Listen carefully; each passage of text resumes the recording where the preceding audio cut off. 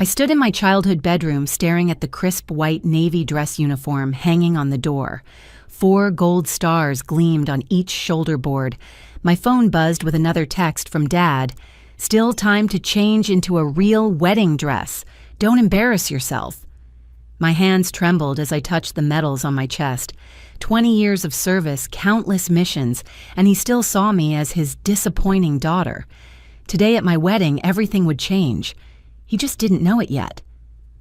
The morning sunlight filtered through the faded curtains of my childhood bedroom, casting shadows across the uniform that represented everything my father never wanted for me.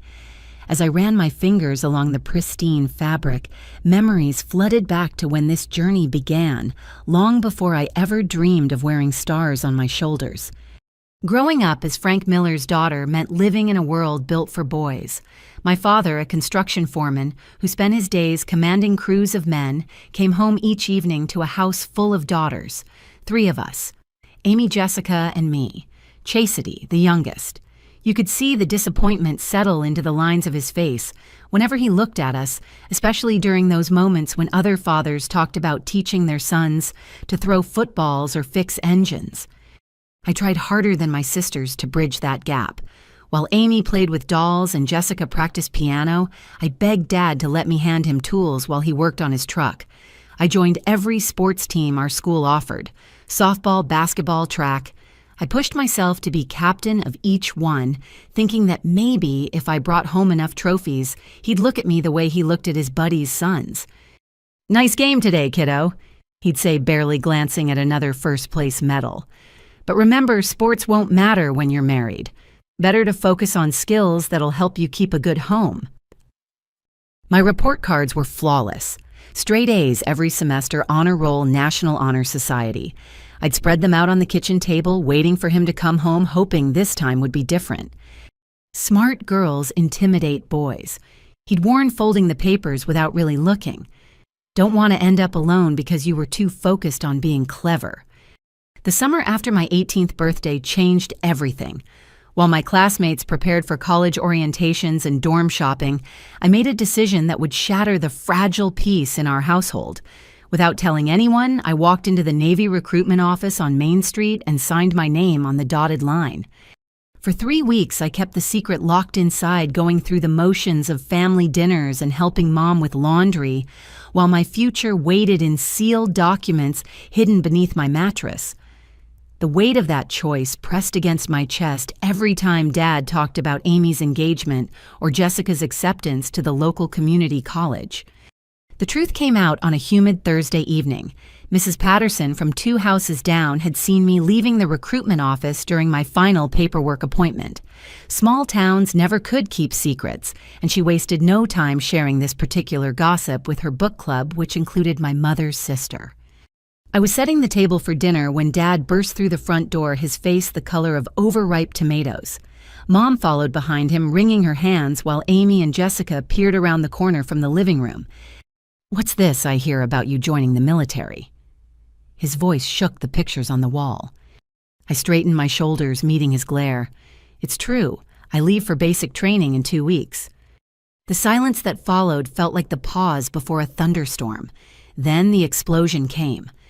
"Have you lost your mind throwing your life away to play soldier? That's the most selfish, stupid decision you could make." His fist slammed onto the dining table, making the plates jump. "It's my life, Dad, my choice."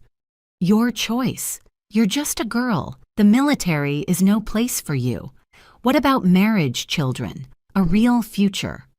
"This is my real future." The words hung between us like a challenge. His jaw clenched and unclenched as he processed my defiance.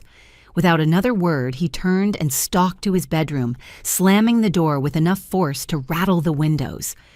That was the last time he spoke to me for 6 months. The 2 weeks before I left passed in a fog of hostile silence. Dad would leave for work before I woke up and come home after I'd gone to bed.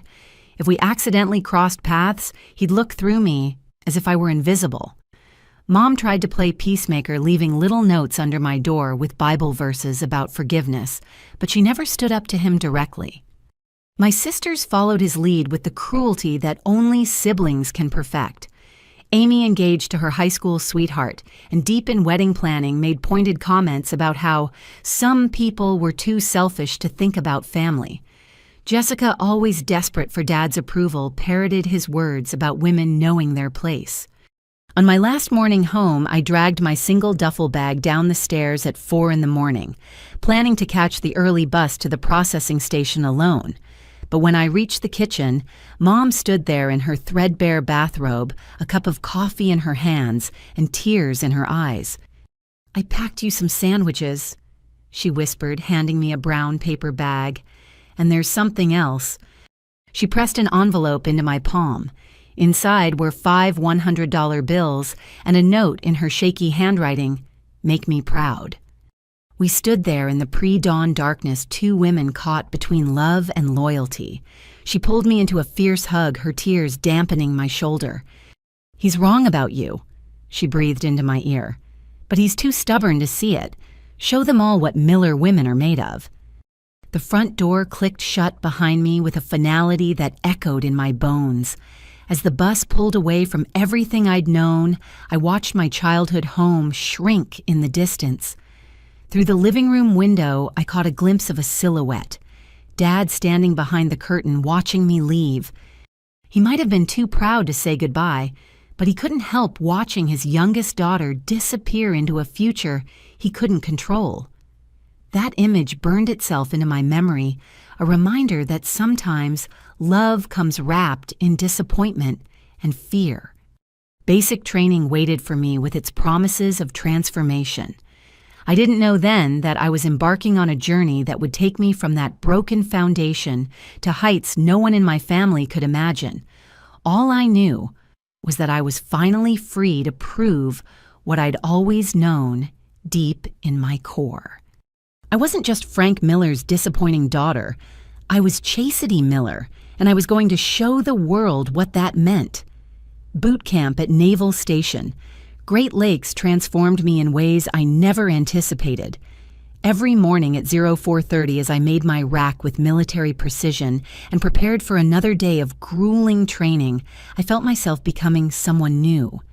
The soft edges of the small-town girl were carved away, replaced by strength I never knew existed.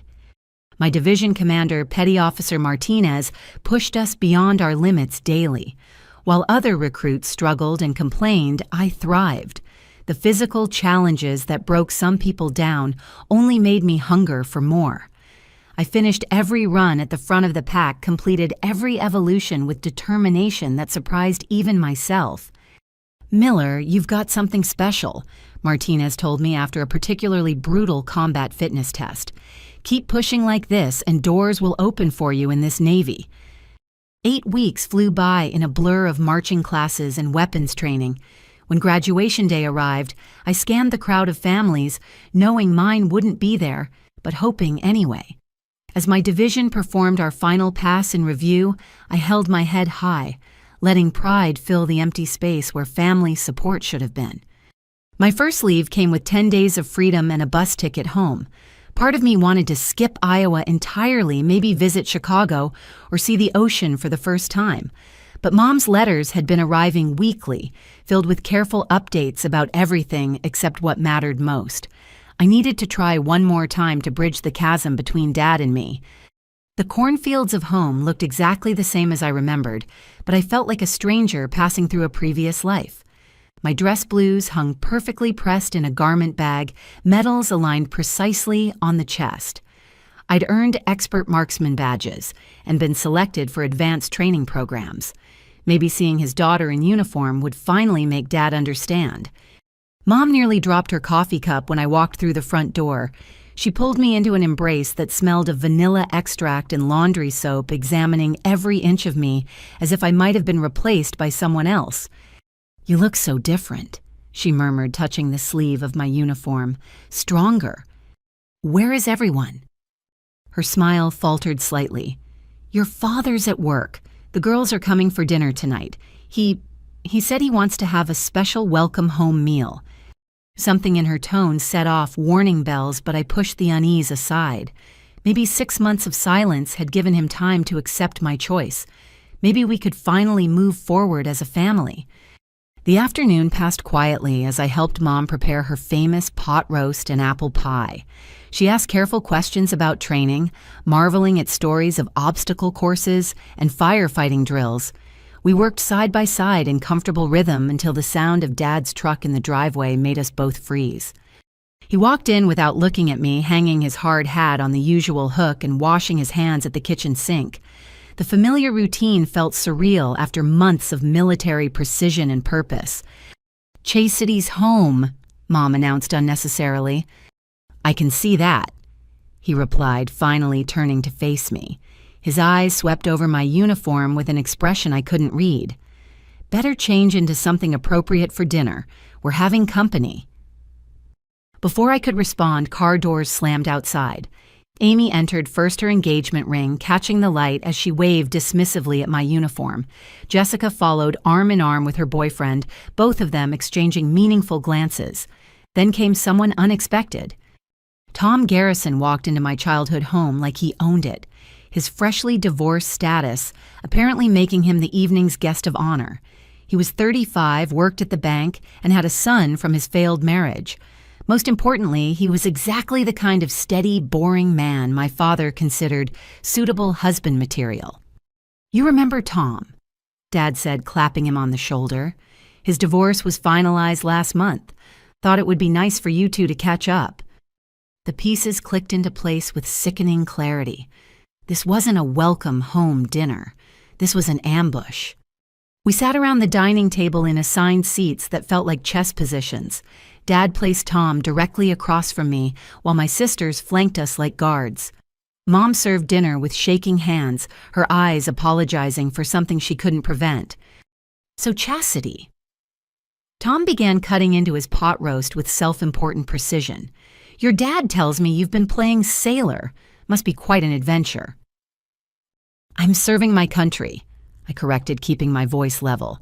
"Just graduated from basic training with honors." He chuckled, the sound grating against my nerves. "Well, sure. Good to get that out of your system while you're young. Frank and I were discussing your future, actually." My fork stopped halfway to my mouth. "My future?" Dad leaned forward, his expression triumphant.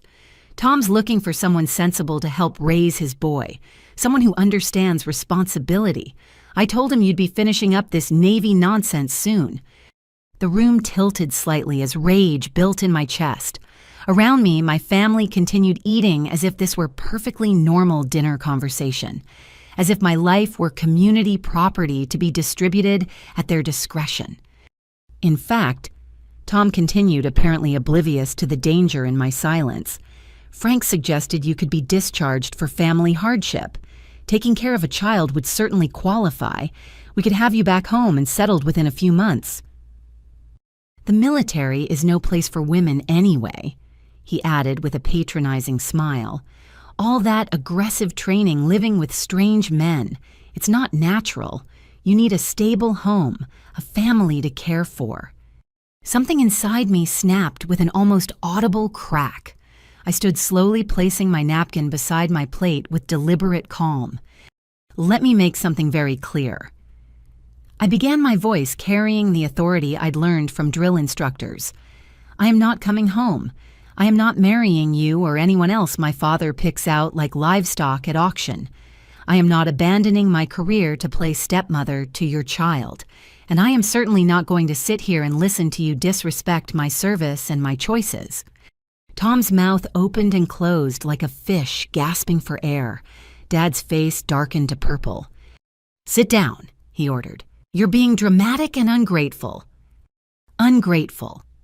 The word tasted bitter. For what? For a father who schemes behind my back, for a family that treats me like property to be traded, for this pathetic attempt to control my life. "You selfish little girl," Dad exploded, slamming his palm on the table. "Do you know how hard I worked to arrange this? Tom's a good man with a steady job. He's willing to take on damaged goods, and you're throwing it in his face." Damaged goods. The words hung in the air like a toxic cloud. Mom gasped softly. Even my sisters looked uncomfortable. "I'm done here." I turned toward the door, my military bearing the only thing keeping me upright. "You walk out that door, you're not welcome back," Dad shouted. You're choosing strangers over family." I paused at the threshold, looking back at the scene. Tom still sat, frozen gravy congealing on his plate. My sisters studied their hands. Dad stood rigid with fury. And Mom was crying silently into her napkin. "I'm choosing myself," I said quietly. "For the first time in my life, I'm choosing myself." The cool evening air hit my face as I stepped outside, carrying the scent of approaching rain. My rental car waited in the driveway like an escape pod. As I threw my bag into the back seat, footsteps hurried behind me. Mom caught my arm just as I reached for the door handle. In her trembling hands was another envelope thicker than the first. "I've been saving," she whispered urgently, glancing back at the house. "Tips from alterations, spare change, birthday money. It's not much, but—" "Mom, I can't take your money." "Yes, you can. You will." Fierce determination blazed through her tears. "I was young once. I had dreams too. But I let fear and this town and your father convince me to give them up. Don't make my mistakes, baby girl. Fly high enough for both of us." She pressed the envelope into my hands along with something else. A small photo of herself at 18 standing beside a Greyhound bus with a suitcase and eyes full of possibility. "That was the day I was supposed to leave for nursing school in Chicago," she explained. "The day I met your father instead and stayed. Keep it as a reminder. When things get hard, when you want to quit, remember what happens when you let other people choose your life for you." We held each other in the gathering darkness, 2 generations of dreams deferred and demanded. When she finally pulled away, steel glinted in her eyes. "Make me proud," she repeated. "Show them all what we could have been." I drove away from that house for the second time, but this departure felt different. This wasn't escape. This was declaration. In my rearview mirror, I caught sight of Mom standing in the driveway, one hand raised in farewell or blessing. The headlights cut through Iowa darkness as I headed back to base, back to a future I was building with my own hands. Tom Garrison and his convenient proposals could rot. My father and his 19th century expectations could sulk. I had a destiny to claim, and no ambush dinner was going to stop me from seizing it. The years following that disastrous dinner became my crucible. Each deployment, each training evolution, each fitness test was another step away from the life my father had planned for me.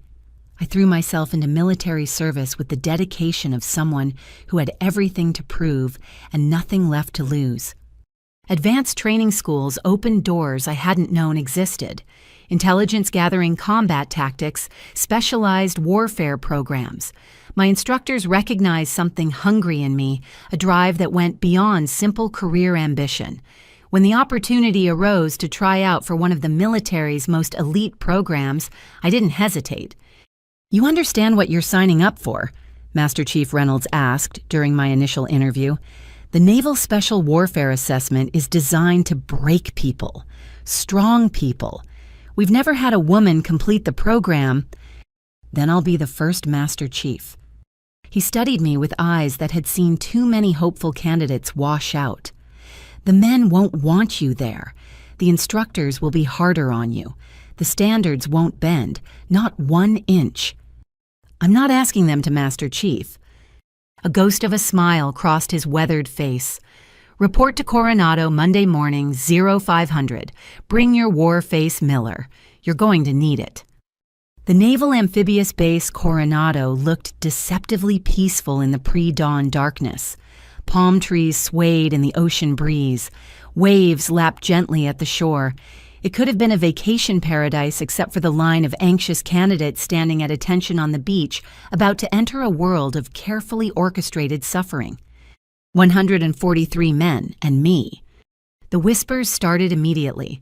Glances ranging from curious to hostile followed my every move. During the initial physical screening test, bets were already being placed on how long I'd last. "Give it a week," I heard one candidate mutter. "First time she breaks a nail, she's gone." 3 days, another countered. "Soon as Hell Week starts, she'll ring that bell so fast it'll spin." The instructors made their position clear from moment one. If the other candidates viewed me as an unwelcome anomaly, the instructor cadre saw me as a personal insult to their brotherhood. Well, well, well. Instructor Petty Officer Jacobson circled me like a shark. Looks like someone's lost. The yoga class is at the gym, sweetheart. This is where warriors train. Petty Officer, this candidate is exactly where she's supposed to be. Petty Officer. I barked the response, eyes fixed straight ahead. We'll see about that. What followed was 6 months of the most grueling training the human body and mind could endure. Every evolution pushed past the boundaries of what seemed possible. 4-mile timed runs in boots and pants, 2-mile ocean swims in frigid water, obstacle courses that left your hands bloody and lungs burning, log PT with telephone poles that felt heavier with each repetition. The instructors kept their promise to make it harder for me. While others did 100 push-ups, I did 150. When the men carried boats on their heads for an hour, I carried mine for 90 minutes. Every mistake I made was magnified, every success minimized. Miller. Your boat crew just failed their time hack because of you, Jacobson screamed during a beach run. Drop and push out flutter kicks until I get tired. I kicked until my abdominal muscles seized and vision blurred. When he finally let me recover, my boat crew glared with undisguised hatred. I was making their lives harder, simply by existing in their space. Hell Week arrived with its promise of maximum pain. 5.5 days of constant physical evolution, with 4 total hours of sleep. Bodies broke down, minds shattered. The bell rang constantly as candidates surrendered to the sweet relief of quitting. By day 3, our class had shrunk by more than half. Hypothermia was a constant companion as we spent hours in the cold Pacific, linking arms and singing to keep spirits up while instructors sprayed us with hoses. My body had stopped feeling like my own, operating on pure will while my mind retreated to a small, protected space. Still hanging in there, princess? Jacobson appeared during a brief rest period, his voice almost conversational. You know no one would blame you for quitting. You've proved your point. First woman to make it this far. That's something to be proud of. Through cracked lips and chattering teeth, I managed a response. Petty Officer, this candidate will leave on a stretcher or with a trident, Petty Officer. We'll see, Miller, we'll see. The surf torture continued. Endless sprints up sand berms. Boat races that left legs cramping and shoulders screaming. Log PT until people vomited from exhaustion. Through it all, something strange began happening with my boat crew. Miller takes stern position, Rodriguez ordered during a particularly brutal boat carry. The stern was the hardest position, bearing the most weight. I've got it, I tried to protest. That wasn't a request, move. They'd started protecting me in small ways, not out of pity, but from growing respect. When I stumbled during a run, hands steadied me. When my small frame struggled with the boat's weight, they shifted subtly to compensate. We were becoming a team forged in shared misery. The final night of Hell Week brought the ultimate test. Steel piers loomed in the darkness as we prepared for hours of physical training in the freezing water. This was where most people broke, where the siren song of the bell became irresistible. Last chance, Miller, Jacobson said quietly as we lined up. Ring the bell, get warm clothes, hot coffee, a plane ticket home. No shame in admitting you're not built for this. I locked eyes with him, seeing past the instructor persona to the man underneath. He was offering me an honorable exit, perhaps even hoping I'd take it to preserve some status quo. Instead, I took my place in line with my crew. Hoo-yah, Petty Officer. The water was liquid ice. Within minutes, uncontrollable shivering set in. We locked arms, sharing what little body heat remained. Someone started singing, voice cracking but determined. Others joined in creating a ragged chorus against the cold. Hours passed in a hypothermic haze. Instructors pulled people out when they stopped responding to commands. Medical staff hovered nearby, checking for danger signs. The class shrunk further as bells rang in the darkness. When dawn finally broke over the Pacific, painting the sky in shades of gold and pink, 28 of us remained. barely conscious, more dead than alive, but still standing. "Hell Week secure," the Master Chief's voice boomed across the beach. We collapsed where we stood, bodies finally given permission to surrender. Medical teams swarmed, wrapping us in blankets and checking vital signs. Through the exhaustion, one thought blazed bright. I had survived what was designed to break me. The remaining months of training blurred together. Diving, qualification land, warfare, weapons, and tactics. My body adapted, growing stronger and more capable. The men who'd wanted me gone became brothers who trusted me with their lives. When graduation day arrived, our class had winnowed down to 15. Standing on that same beach where it all began, dress whites pristine in the California sun, I received my trident pin. The weight of that small piece of metal represented everything, every brutal evolution, every moment of doubt conquered, every barrier shattered. Petty Officer Miller. Admiral Morrison addressed me after the ceremony. "You've made history today. How does it feel?" "Like the beginning, sir, not the end." He smiled knowingly. "Spoken like a true operator. Your orders are waiting. Report to SEAL Team 3 Monday morning. They're expecting great things from you." That evening alone in my barracks room, I finally allowed myself to call home. The phone rang 4 times before Mom answered, her voice carefully neutral. "Hi, Mom, I have news." "Oh, sweetheart, tell me everything." I described the ceremony, the pin, what it all meant. She cried openly, pride overflowing through the phone line. In the background, I heard Dad's voice asking who was calling. "It's Chastity," she told him. "She graduated from her special program. She's officially a Navy SEAL." Silence. Then his voice dismissive and cold. "So she can swim? Big deal." The line went dead with a click. He'd hung up on me, reducing 6 months of hell to a dismissive sentence. I stared at the phone, waiting for the hurt to hit. Instead, I felt only resolve crystallizing into something harder than diamonds. If my father couldn't see what I'd become, that was his loss. I had a team now, brothers, who'd bled beside me. I had a purpose that went beyond seeking anyone's approval. Setting the phone aside, I polished my new trident until it gleamed. Tomorrow would bring new challenges, new opportunities to prove myself. The girl who'd left Iowa in disgrace had died somewhere in the surf of Hell Week. In her place stood Petty Officer Chastity Miller, Navy SEAL, and I was just getting started. The transport helicopter descended through clouds of dust and chaos into Forward Operating Base Chapman. My first deployment as a Navy SEAL was about to begin, and the war-torn landscape of Afghanistan stretched endlessly below. Mountains that had swallowed empires whole waited with their ancient indifference to our presence. 30 seconds, the crew chief shouted over the rotor noise. I checked my gear one final time, rifle secure plates fitted correctly in my carrier. Around me, my team prepared with practiced efficiency. They'd stopped seeing me as the female SEAL months ago. Now I was simply Miller, their point person trusted with walking first into the unknown. Chief Petty Officer Walsh, our team leader, caught my eye. "You good?" "Always, Chief." The bird touched down in a storm of dust, and we moved out weapons at the ready. FOB Chapman was a maze of concrete barriers, guard towers, and tactical operations centers. The smell hit immediately diesel fuel burn pits and that particular mixture of dust and sweat that defined deployment life. Our mission set was direct action raids against high-value targets. Night after night, we launched into darkness, hunting those who would harm innocents. The intelligence briefings painted clear pictures: bomb makers, facilitators, commanders who sent children to die with explosives strapped to their chests. 3 months in, everything changed.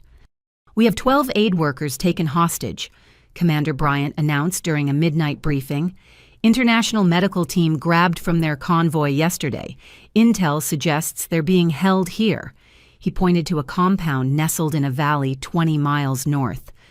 The satellite imagery showed a fortress of mud walls and defensive positions. Getting in would be hard. Getting out with 12 civilians would be harder. "Miller, you're on point," Walsh decided. Rodriguez, you've got rear security with the new guy. We go in quiet violence of action only when necessary. Those aid workers come home. We inserted by helicopter 3 miles from target, moving through terrain that seemed designed to break ankles and destroy noise discipline. Every shadow could hide a sentry. Every rock formation might conceal an ambush. As we approached the compound, hand signals replaced words. Through my night vision, I spotted 2 guards on the wall, lazy and unaware. The suppressed shots dropped them simultaneously, bodies crumpling soundlessly. We flowed over the wall like deadly water, each operator moving to assigned positions. The compound erupted into controlled chaos as we breached multiple buildings simultaneously. Muffled shouts and suppressed gunfire created a deadly symphony. "Jackpot," Rodriguez whispered through comms. 12 packages alive but rough shape. The aid workers huddled in a basement room, chains binding them to the walls. Men and women from 6 different countries united in their mission to help and their current terror. We cut them free medical assessment beginning immediately. "Can you walk?" I asked a young doctor whose eyes held the hollow look of prolonged fear. I think so. Are you really American military?" "We're your ride home, ma'am. Stay close to exactly what we say." The exfiltration turned complicated when enemy reinforcements arrived earlier than expected. The compound became a shooting gallery as we formed a protective cordon around the civilians, moving them toward the landing zone under heavy fire. "Miller, we've got a problem." Walsh pointed to a technical vehicle racing toward our position, heavy machine gun already chattering. Without thinking, I sprinted toward better cover, drawing fire away from the civilians. The vehicle tracked me, bullets chewing apart the wall inches from my head. In the chaos, I spotted a rocket launcher dropped by a dead enemy fighter. Time slowed as training took over. Shoulder the weapon. Acquire the target. Steady breathing despite the incoming fire. The rocket's backblast scorched the air as it flew true, turning the technical into a fireball that lit up the valley. Move, move, move. We reached the landing zone as our helicopters arrived, door gunners laying down suppressive fire. Loading 12 civilians while maintaining security tested every skill we'd developed. The doctor I'd spoken to grabbed my hand as she boarded. "Thank you," she shouted over the rotor noise. "We thought we were going to die." "Not on our watch, ma'am." The after-action review revealed the operation's full scope. Those weren't just random aid workers. They included specialists who'd been establishing vaccination programs in remote villages, potentially saving thousands of children from preventable diseases. Their kidnapping was meant to cripple medical efforts across the entire region. "Outstanding work," Commander Bryant concluded. "You've returned 12 angels of mercy to their missions. Well done." But the deployment's defining moment came 2 weeks later. We were returning from a routine patrol when the ambush hit. IEDs detonated along our convoy route, followed immediately by coordinated small arms fire from elevated positions. Classic complex attack designed for maximum casualties. The lead vehicle took the worst of it, flipping completely over. Through the smoke and chaos, I saw movement. Lieutenant Morrison, our attached intelligence officer, crawled from the wreckage, clearly injured and exposed to enemy fire. Without hesitation, I broke cover, sprinting across open ground as bullets snapped past. Morrison was trying to drag himself to safety, leaving a blood trail in the dirt. I reached him just as an RPG exploded where he'd been seconds before. "I've got you, sir!" Adrenaline gave me strength to throw him over my shoulders, carrying him fireman style back to cover, while our team laid down suppressive fire. Only after reaching safety did I realize who I'd saved. Lieutenant James Morrison, son of Admiral Morrison, who'd pinned on my trident. The same Admiral who now commanded Naval Special Warfare Group 1. "Corpsman up!" I shouted, keeping pressure on his wounds until medical arrived. "You're going to be fine, sir. Stay with me." He survived. More than survived, he recovered fully and returned to duty. The incident report crossed his father's desk, leading to a conversation that would alter my career trajectory. "Petty Officer Miller." Admiral Morrison's voice came through the satellite phone. "My son owes you his life." Just doing my job, Admiral. No, you went above and beyond. I've been watching your career since graduation. You consistently exceed every standard take on the hardest missions and bring everyone home. It's time we discussed your future. What followed were rapid promotions based on merit and combat performance, from E5 to E6 to Chief Petty Officer in record time. Each advancement came with harder missions, more responsibility, greater trust from command. Syria brought new challenges: urban warfare against an enemy that hid among civilians. Lebanon revealed networks we dismantled with surgical precision. Somalia tested our ability to operate in failed states. Through it all, my reputation grew. You know what they're calling you? Rodriguez mentioned after a particularly successful operation: the ghost. Enemy fighters think you're not real, just a story to scare them. The medals accumulated quietly. Actions in combat that saved lives, prevented disasters, protected the innocent. A silver star here, a bronze star with V device there. The Navy Cross came after an operation so classified, the citation simply read, "For extraordinary heroism in action against enemy forces." Each ribbon on my chest represented moments when everything hung in the balance. Split-second decisions that meant life or death for teammates, civilians, or myself. They were reminders of those who didn't come home, whose sacrifice made our successes possible. 5 years, 67 combat operations, hundreds of lives saved. From the scared girl who'd joined the Navy to escape a small town I'd transformed into something my father could never have imagined: a warrior, a leader, a legend in the special operations community. As I packed my gear for rotation home, Walsh found me in the team room. "You know Morrison's been fast-tracking you for something big, right?" he said. "Word is they're looking at you for commissioned officer programs, maybe even command track." "I'm enlisted chief. This is where I belong." He smiled knowingly. "Maybe, but wars have a way of revealing who should lead. And Miller, you're a born leader. Don't let anyone tell you otherwise." The transport home gave me time to reflect. In my pocket was a letter from Mom, one of dozens she'd sent to various forward bases. This one was different. Between updates about garden vegetables and church gossip, she'd written a single line that stopped my heart. "Your father keeps a box of newspaper clippings about you hidden in the garage. He thinks I don't know." I read it again, trying to decipher the meaning. The man who'd dismissed my accomplishments, who'd tried to force me into a life I didn't want, was secretly collecting articles about my service. It didn't compute with the Frank Miller I knew. But that was a puzzle for another day. For now, I was Petty Officer First Class Miller, proven in combat, trusted by the best operators in the world. The girl who'd been called damaged goods had become someone extraordinary. And my story was far from over. The military hospital at Balboa smelled like all medical facilities, disinfectant, fighting a losing battle against the underlying scent of human suffering.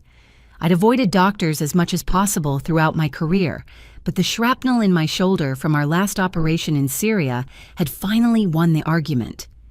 "You should have come in weeks ago," the Navy corpsman scolded while preparing me for minor surgery. "SEALs think you're invincible, but infection doesn't care about your trident." I endured the lecture with practiced patience, already calculating how quickly I could return to full duty. The waiting room was filled with wounded warriors in various stages of recovery, some missing limbs, others bearing scars both visible and hidden. We all shared the same restless energy of operators pulled from the field. Petty Officer Miller.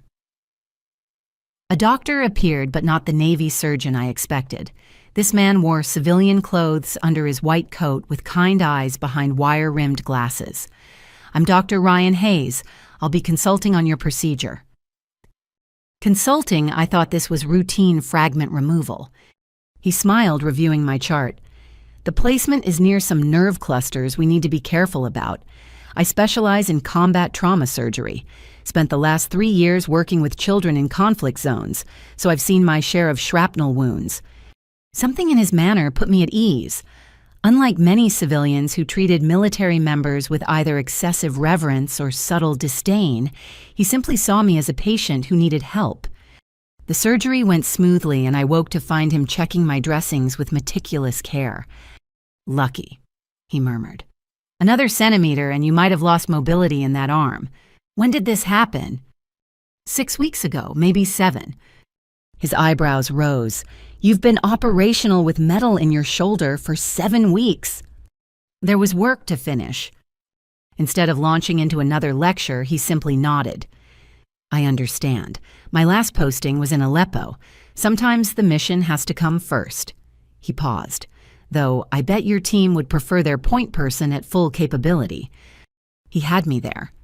We talked during my recovery conversations that started with medical updates but wandered into unexpected territory. Ryan had graduated from Harvard Medical School but chose trauma surgery in war zones over lucrative private practice. He spoke Arabic French and was learning Pashto from the Afghan interpreters at the hospital. "Why children?" I asked during one visit. "Why specialize in pediatric trauma?" His face grew thoughtful. "Adults choose their wars even if the choices are limited. Children don't. They're just caught in the crossfire. Someone has to be there specifically for them." Over the following weeks, as I progressed through physical therapy, our professional relationship evolved into something else. He'd appear during lunch breaks sharing stories from his work, while I carefully revealed bits of my own experiences. He never pressed for classified details, understanding operational security better than most civilians. Dinner. He asked one day after clearing me for light duty. "I know a place that serves food that actually tastes like food, unlike hospital cafeterias. Is that medically recommended, Dr. Hayes?" "Call me Ryan, and yes, I'm prescribing a minimum of 1 actual meal in pleasant company. Doctor's orders." The restaurant overlooked San Diego Bay, casual enough that I didn't feel out of place in civilian clothes that still felt foreign after years in uniform. We talked for hours about everything except war. Books, music, terrible movies we loved anyway. He had a dry sense of humor that caught me off guard, making me laugh in ways I'd forgotten were possible. "Can I ask you something personal?" he said over dessert. "What made you join the Navy?" It was a question I'd answered 100 times with practiced responses, but something in his genuine interest made me tell the truth, the whole story. My father, the expectations, the escape that became a calling. He listened without interrupting, without the platitudes most people offered. When I finished, he simply said, "That took incredible courage. Most people never break free from family expectations." "What about you? Your family must be proud. Harvard doctor saving lives." A shadow crossed his face. "My father is Senator William Hayes. You might have heard of him." I had. Everyone in the military knew Senator Hayes, chairman of the Armed Services Committee and one of the most powerful voices on defense policy. Suddenly, certain pieces clicked into place. "That's why you understand operational security," I realized. "You grew up around it. Surrounded by it. Dad's a good man, believes in service above self. But growing up as the senator's son came with its own expectations. He wanted me to follow his path. Law school politics continue the family legacy. When I chose medicine instead and trauma surgery in war zones rather than safe practices stateside," he shrugged. "Let's just say I understand complicated father relationships." We continued seeing each other whenever our schedules allowed. Ryan worked impossible hours at the hospital while I returned to training with my team, but we carved out moments. Coffee at sunrise before he started rounds, late-night phone calls when I couldn't sleep, walks along the beach where conversation flowed as naturally as breathing. "I don't date military," I warned him early on. "Too complicated, too many variables." "I don't date patients," he countered. "Ethical violations and all that. Good thing you're cleared from my care." 3 months in, I met him at the hospital to find him surrounded by children. Not American kids, but refugees from various conflicts brought in through a special program for medical treatment. He moved between them like a conductor orchestrating healing switching languages, making them laugh despite their pain. A little girl missing her left leg grabbed his coat. She whispered something in Arabic that made him kneel beside her bed, listening intently to what seemed like a very important story about a stuffed rabbit. The gentleness in his hands as he examined her surgical site, the way he made her giggle while checking painful areas revealed more about his character than any conversation could. "She wants to know if you're a soldier," he translated when I approached. "She says you stand like the soldiers who saved her family." I knelt beside him, meeting the child's enormous brown eyes. In Arabic, I told her yes, I was a soldier, and that she was very brave. Her smile could have powered the entire hospital. "You speak Arabic." Ryan looked impressed. "You continue to surprise me." "Likewise, doctor, likewise." The relationship deepened without either of us making conscious decisions about it. He never asked me to be less than what I was, never suggested I find safer work or take easier assignments.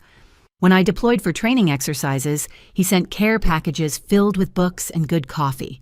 When he pulled 30-hour shifts during mass casualty events, I made sure food appeared at his apartment. 6 months after that first surgery, everything changed during what should have been a routine dinner. "My father wants to meet you," Ryan announced over pasta. I nearly choked on my wine. "The senator knows about me." He started asking questions when I mentioned I was seeing someone. Dad's former Navy, himself, intelligence community. He has ways of finding things out. Ryan looked apologetic. He may have done a background check. A background check. On me. The implications were staggering. What would a Senate background check reveal about a Navy SEAL with a classified service record? "He called me yesterday," Ryan continued. "Said, and I quote, 'Why didn't you tell me you were dating a decorated Navy SEAL?' He sounded impressed, which, knowing my father, is like anyone else doing cartwheels.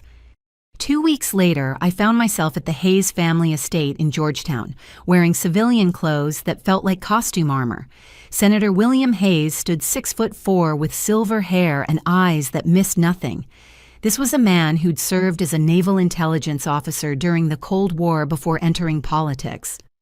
Petty Officer Miller, he greeted me formally, then surprised me by adding, or should I say, the ghost of Kandahar. My blood chilled. That operational nickname was classified beyond classified. "Sir," he smiled slightly. "Relax, Petty Officer. Your secrets are safe.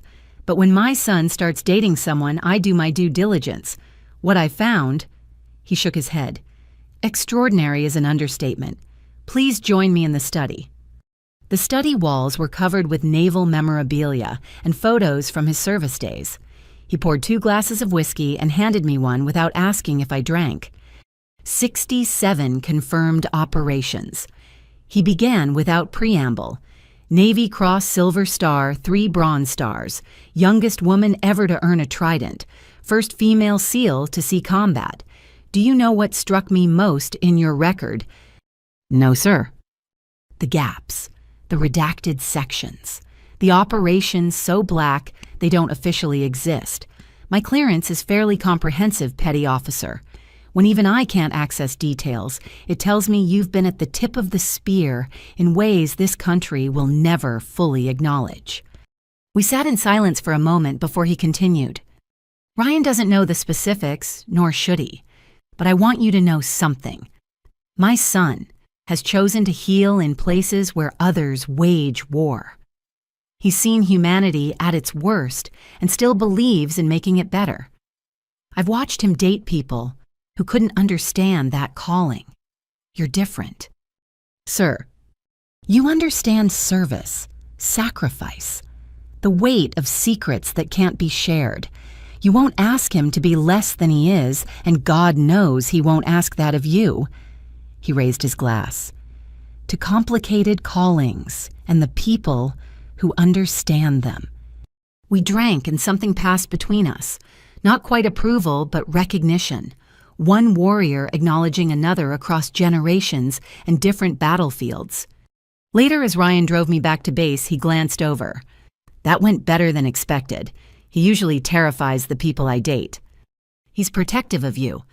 He's protective of the country, but yes, also of me." Ryan reached over to squeeze my hand. He sees what I see in you, someone extraordinary trying to pretend she's ordinary. I'm not extraordinary. I just do my job. He laughed, the sound warm in the darkness.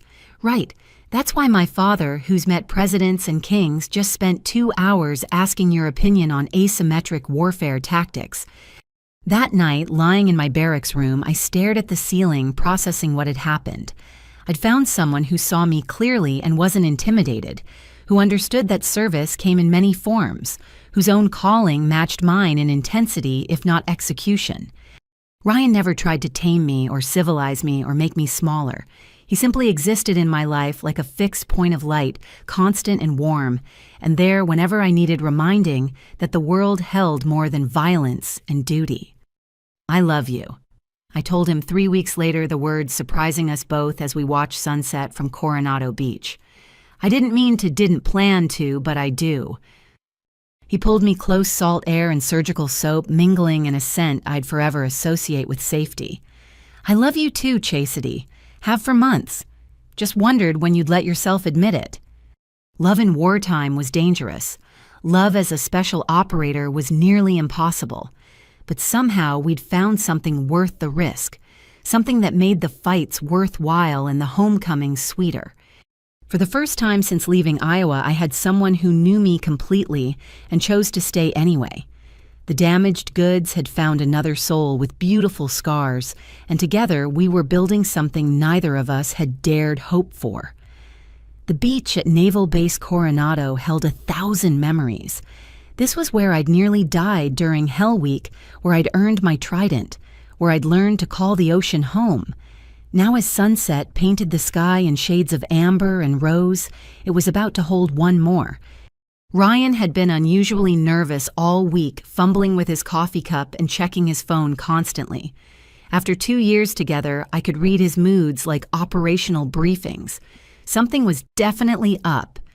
"Walk with me," he asked that evening, appearing at the team compound, still in his surgical scrubs. "Everything okay?" "Just walk with me." We strolled along the waterline waves, lapping at our feet. The beach was mostly empty, just a few runners and the ever-present security patrols. Ryan kept touching his pocket, a tell I'd noticed during our first months together. "Chastity," he began, then stopped. Started again. "I've practiced this 100 times. "Practiced what?" He turned to face me, fully backlit by the dying sun. "You know my work means everything to me. Those kids, the surgeries, the chance to heal what war breaks. For the longest time, I thought that was enough, that the work itself would fill all the spaces in my life." My heart began racing, recognizing the moment before he said the words. "Then I met you," he continued, voice steadier now, "and I realized I'd been living half a life. You understand duty in ways most people can't fathom. You've never asked me to choose between my calling and loving you because you know they're not in competition. They're both part of who I am." He dropped to one knee right there in the sand, pulling out a small box. Inside, a simple band with a single stone, elegant and practical. Nothing that would catch on gear or gloves. "Chastity Miller, warrior and woman keeper of my heart and guardian of more secrets than I'll ever know. Will you marry me?" The word yes came out as something between a laugh and a sob. My hands shook as he slipped the ring on, fitting perfectly like he'd known it would. We kissed as waves crashed around us, salt spray mixing with tears I hadn't realized were falling. "I want to do this right," I said against his lips. "White dress, military ceremony, the whole thing. My family—" "We'll invite them all," he assured me. "My father's already making lists, warning he might try to turn it into a state dinner." That night, I called home with news I'd never thought I'd share. Mom answered on the second ring, her voice bright with curiosity about my unusual evening call. "Mom, I'm engaged." The shriek of joy probably woke half of Iowa. Through happy tears, she peppered me with questions about Ryan, the proposal, wedding plans. In the background, I heard Dad's grumbling voice asking about the commotion. "Frank, come here," Mom called. "Chastity's getting married." "Finally doing something sensible," came his distant reply. But he took the phone, his voice gruff as always. "Who's the boy?" He's a doctor dad, trauma surgeon, saves children in war zones. Military. Civilian, but he works with military hospitals. Silence stretched between us before he spoke again. You wearing a dress to this wedding? Actually, I'll be in my dress whites, military ceremony. Of course you are, he sighed. Still playing soldier instead of being a proper bride. The words stung less than they once would have. It's who I am, Dad. Well, we'll be there. Your mother would skin me alive if we missed it. But Chastity consider wearing something appropriate, for once. After we hung up, I sat staring at my phone. 2 years of limited contact birthday cards and Christmas calls, but nothing had really changed. I was still the daughter who disappointed him by choosing my own path. Mom called back an hour later, whispering like a conspirator. Don't mind him, sweetheart. I'm so happy for you and Chastity. There's something you should know. What is it? I was cleaning the garage last month. Found a box hidden behind his tool bench. It's full of newspaper clippings about you. Every article that mentioned your service. He even has printouts from military blogs that talked about the first female SEAL graduating. He thinks I don't know. My throat tightened. Why would he keep those if he's so disappointed? Oh, honey. Mom's voice was sad and knowing. Your father's a complicated man. Pride and stubbornness all tangled up with love he doesn't know how to show. Give him time. Wedding planning consumed the next months between deployments and Ryan's surgical schedule. True to his word, Senator Hayes threw himself into arrangements with military precision. What started as a simple ceremony grew into something larger, a merger of 2 worlds. I've invited a few colleagues, the senator mentioned casually over dinner. Hope you don't mind. Define few, Ryan said suspiciously. The Secretary of Defense wants to attend. Several members of the Armed Services Committee. Oh, and Admiral Morrison called personally to request an invitation. I nearly dropped my fork. The Admiral's coming. My dear, Senator Hayes smiled. When the youngest female flag officer in Navy history gets married, people notice, even if that promotion hasn't been announced yet. What promotion? Ryan and I asked simultaneously. The senator's smile widened. Oops, forget I said anything. Classification and all that. Later, Ryan found me on his apartment balcony staring at the stars. You okay? Flag officer, he said, flag officer. The words felt foreign.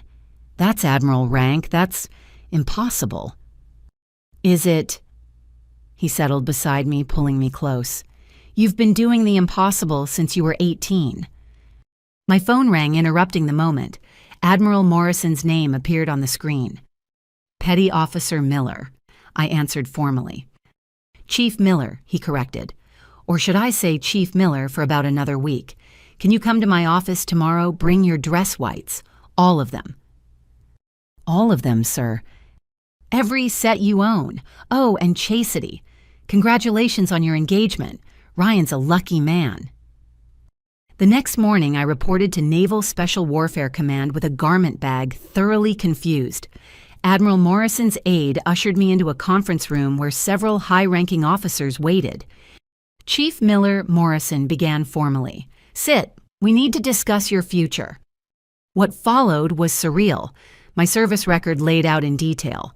Operations I'd thought were buried in classification. The lives saved, the missions completed, the barriers broken. You've been operating at a level far above your current rank for years, Admiral Thompson from Personnel Command stated. Circumstances prevented proper recognition. Those circumstances have been resolved. Resolved, sir. Morrison's jaw tightened. Captain Richards, who consistently blocked your promotions, is no longer in a position to influence personnel decisions. An investigation revealed a pattern of discrimination. Your case was the most egregious. They laid out the plan, accelerated promotion to address past oversights, a ceremony 3 days hence, and then, following your promotion to Chief Petty Officer, you'll be commissioned as a warrant officer, Thompson continued. From there, limited duty officer, and then, he paused. The Secretary of the Navy has approved a direct commission to O5 Commander based on your exceptional service record. The room spun slightly. Commander, sir, that's overdue by approximately 3 years, according to our review. Morrison's smile was sharp. But there's more. Given your operational experience and leadership record, you're being considered for flag rank within the year. The Navy needs officers like you in positions where you can effect real change. I left that meeting in a day's dress, whites altered to reflect ranks I'd never dreamed of wearing. 3 days later, in a small ceremony, I put on Chief's anchors. A week after that, officer's bars. By the time wedding invitations went out, I was Lieutenant Commander Miller on track for a star. Does this change things? I asked Ryan that night. The rank, the responsibilities. Only if you let it, he said simply. You're still the same person who saved those aid workers who carried Morrison's son to safety, who fought for everything she has. The rank just makes it official. 3 weeks before the wedding, a package arrived at my quarters. No return address, but the handwriting was Mom's. Inside, wrapped in tissue paper, was Dad's Navy service pin from Vietnam, the one he'd worn exactly once before being medically discharged. A note in his blocky handwriting read, "Wear this at your wedding. Maybe one of us should get to finish what we started. Dad." I held the pin, this small piece of metal that represented so much. His service cut short, his dreams deferred, his inability to accept that his daughter had achieved what he couldn't. "I'll wear it," I whispered to the empty room, "but I won't hide who I am, not anymore." The wedding drew closer guest lists growing as word spread through the special operations community. SEALs from multiple teams requested leave to attend, Marines I'd worked with in Syria, Army Special Forces who'd shared forward bases. What had started as a simple ceremony was becoming something else entirely. "Your brothers want to honor you," Walsh explained when I questioned the growing military presence. "You don't get to be humble about this one, Miller. Let them show up for you." Even my sisters called voices tentative but warm. Amy asked about bridesmaid dresses before remembering I wouldn't have traditional attendance. Jessica wanted to know about the reception venue. They were trying in their way to bridge the years of distance. "Dad's being weird about the whole thing," Amy confided. "Keeps muttering about proper weddings and military nonsense. But Mom caught him looking at dress uniform regulations online. I think he's trying to understand." The night before the wedding, I stood in my quarters surrounded by uniforms representing 20 years of service. Tomorrow I'd wear the newest ones bearing rank that still felt surreal. Ryan was with his groomsmen maintaining tradition about not seeing the bride. A knock interrupted my preparations. I opened the door to find Master Chief Reynolds, my first instructor from Bud S, holding a garment bag. "Heard you needed something blue," he said gruffly. "The teams put this together." Inside was a trident, not the standard gold, but crafted in deep blue sapphire. A note read, "For our sister who showed us all what courage looks like. Wear this tomorrow and remember you're never alone. Your brothers." I sat on my bunk, overwhelmed by the gesture.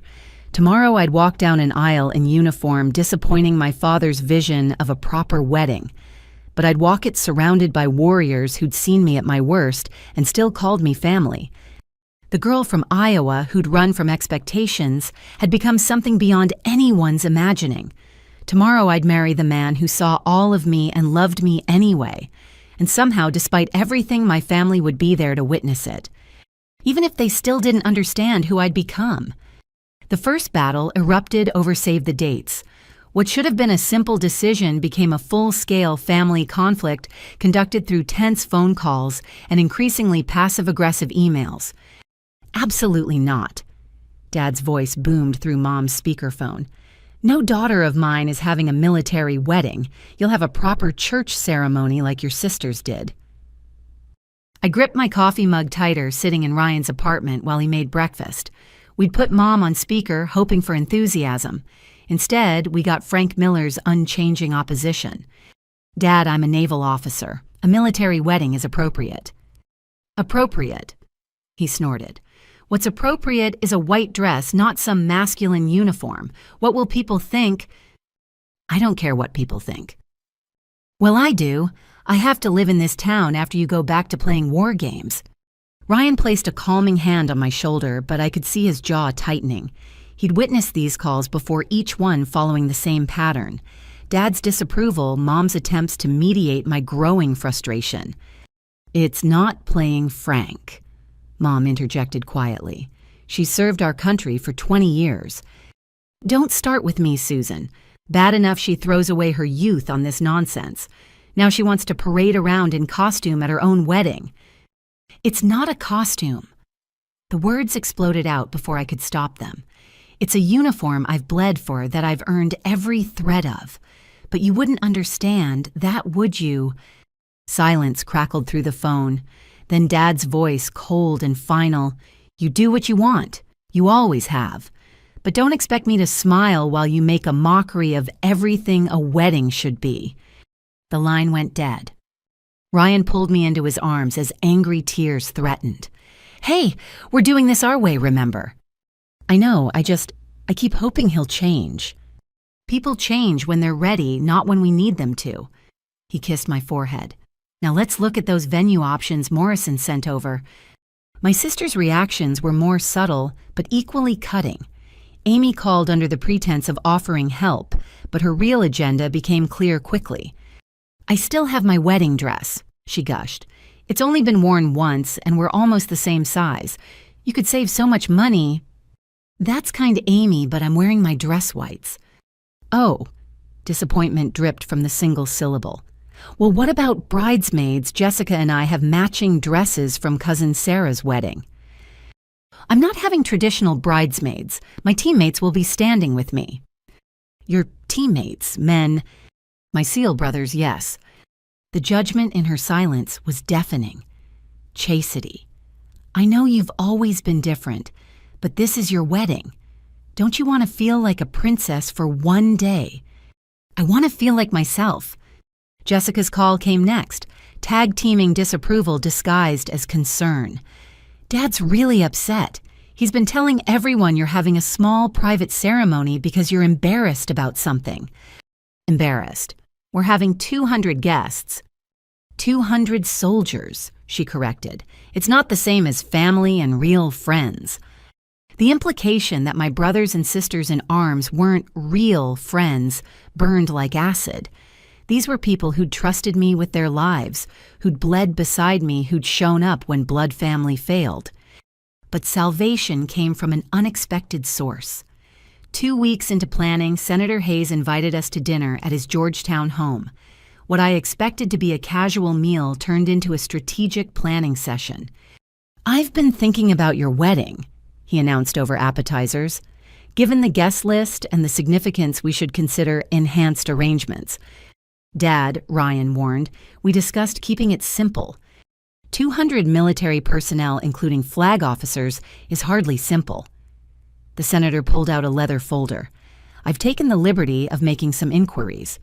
Inside were photographs of the Naval Academy Chapel correspondence with the commandant and preliminary security assessments. He'd essentially begun planning a state event without telling us. "Senator Hayes," I began carefully, "we appreciate this, but—" "William," he corrected. "Family calls me William. And before you object, hear me out. This isn't just your wedding, though that alone would warrant extraordinary measures. This is history." He laid out his vision with military precision. The first female Navy SEAL marrying at the Academy Chapel. Honor guards from multiple services, a reception that would bring together warriors and healers, those who wage war and those who repair its damage. "Your father objects to military traditions." William's eyes gleamed. "Then we'll show him what those traditions really mean. Not costume play, but centuries of honor, sacrifice, and service crystallized into ceremony." Ryan groaned. "Dad, you're not using Chastity's wedding to make a political point." "Political?" William looked genuinely offended. "Son, this is about respect. If Chastity's family won't provide it, then by God, the United States Navy will." What followed was surreal. William Hayes, one of the most powerful men in Washington, personally called my parents. I never learned exactly what was said, but Mom called afterward, breathless with awe. A senator, a real senator, called about your wedding." She paused. "Your father actually stood up straight while they talked. I haven't seen him do that since his discharge physical." The next surprise came from my team. I'd casually mentioned the family drama during a briefing, trying to explain why I was distracted. Within hours, Walsh had convened what he called a tactical wedding planning session. "Listen up," he announced to 3 teams worth of SEALs. "Miller's family is giving her grief about having a military wedding. Anyone think our sister should hide who she is on her big day?" The response was immediate and unanimous profanity. That's what I thought, so here's what we're going to do. What emerged was equal parts touching and terrifying. Every SEAL who'd ever operated with me requested leave for the wedding date. Guys flew in from active deployments using precious vacation days. They organized hotels, transportation, and what Rodriguez called family education services. "We'll show them what military traditions mean," he promised. Respectfully, mostly. The gesture that broke me came from an unexpected place. Admiral Morrison's wife, Helen, called one afternoon while I was reviewing seating charts. "Chastity, dear, I hope you don't mind me reaching out. James mentioned you were handling wedding planning without much family support." "I'm managing, ma'am." "I'm sure you are. You've managed things that would break most people. But planning a wedding shouldn't be a solo operation. Would you like some help?" She became my surrogate mother of the bride, handling details with grace and experience. When vendors tried to overcharge the military bride, Helen's steel magnolia persona emerged. When I struggled with protocol for mixing military and civilian guests, she navigated it seamlessly. "Your mother should be doing this," she said one day while we addressed invitations. "But since she can't or won't consider me your backup—" "Why?" I asked, genuinely curious. "You barely know me." "I know you saved my son's life. I know you've served with distinction while facing obstacles my husband's generation can barely imagine. And I know what it's like to be a military woman in a world that doesn't quite know what to do with us." She patted my hand. "You deserve to have your day your way." 3 weeks before the wedding, things reached a crescendo. Dad called with an ultimatum: wear a dress, or he wouldn't attend. "Fine," I heard myself say, surprising us both. "Don't come." "What?" I said, "Don't come, Dad. I've spent 20 years trying to earn your approval for who I am instead of who you wanted me to be. I'm done. If you can't support me wearing the uniform I've earned with blood and sacrifice, then I don't want you there. You'd choose strangers over family. I'm choosing people who see me, Dad, who respect me, who don't spend every interaction trying to force me into a box I don't fit in." My voice stayed steady despite the tears. "I love you, but I won't shrink myself anymore. Not even for you." The silence stretched before he spoke again, voice rough. "Your mother will still come. She's welcome. Anyone who can support my choices is welcome." After hanging up, I sat in the quiet of my quarters processing what had just happened. I'd drawn a line 20 years in the making. It hurt more than any physical wound I'd endured. Ryan found me there an hour later, having received my text. He didn't speak, just held me while I finally let myself mourn the father I'd never have. "Did I do the right thing?" I whispered. "You stood up for yourself. That's always right." 2 days later, a package arrived. No note, but inside was a shadow box containing military memorabilia. Dad's service pins his marksman badge, a faded photograph of him in dress blues before his injury. At the bottom, barely visible, was a newspaper clipping from my Trident graduation, the first article about me he'd saved. I called Mom immediately. "Did Dad send this?" "He's been in the garage for days," she said carefully, "building something, working through things in his own way." "Is he coming to the wedding?" "I don't know, sweetheart, but that box, that's him trying. Maybe not the way you need, but the only way he knows how." The final preparations continued. My dress whites were tailored to perfection, bearing my new rank and every earned decoration. The blue sapphire trident from my brothers would rest above my heart. Dad's Vietnam service pin would be attached to my bouquet, carried if not worn. Whatever happened, I'd walk down that aisle as myself, fully, proudly, surrounded by those who'd never asked me to be less than everything I was. The war was over. I'd chosen my ground and held it. Now all that remained was to see who would stand with me when the day came.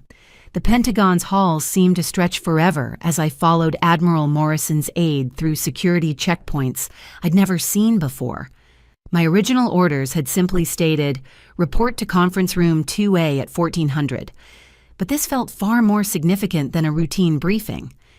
"Right through here, Commander," the aide said, opening a door marked with classification warnings.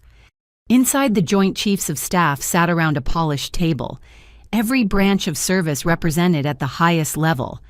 My throat went dry as they all turned to look at me. Whatever this was, it was bigger than I'd imagined. "Commander Miller." Admiral Morrison stood, his expression unreadable. "Please have a seat." I sat ramrod straight, hands folded, mind racing through possible scenarios. Had something gone wrong? Was there an investigation I didn't know about? General Patricia Williams, the first female member of the Joint Chiefs, spoke first. "Commander, do you know why you're here?" "No, ma'am." "You're here because we failed you." Her words landed like artillery shells. "For 20 years, you've served with distinction. You've broken barriers, saved lives, led operations that textbooks will study for decades.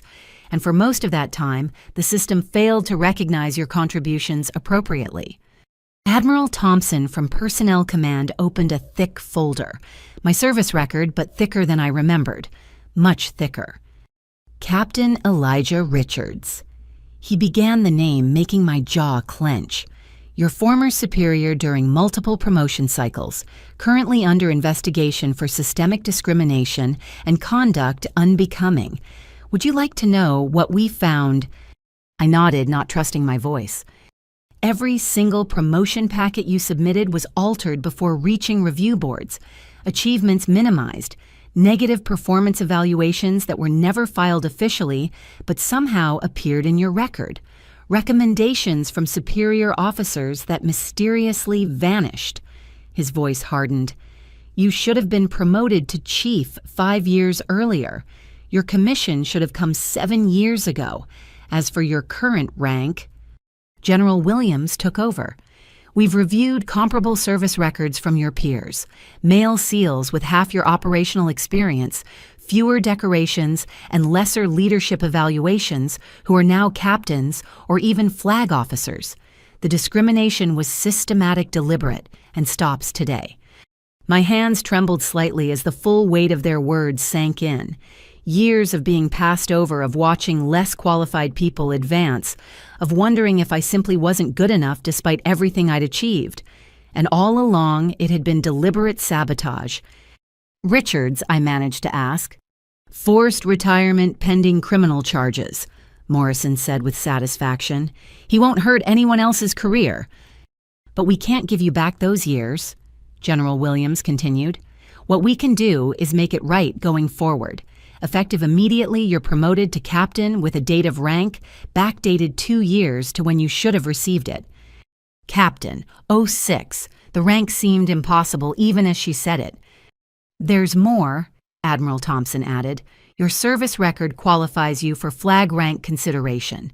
The Secretary of the Navy has approved advancing you to Rear Admiral lower half as soon as administrative requirements are complete, within the year."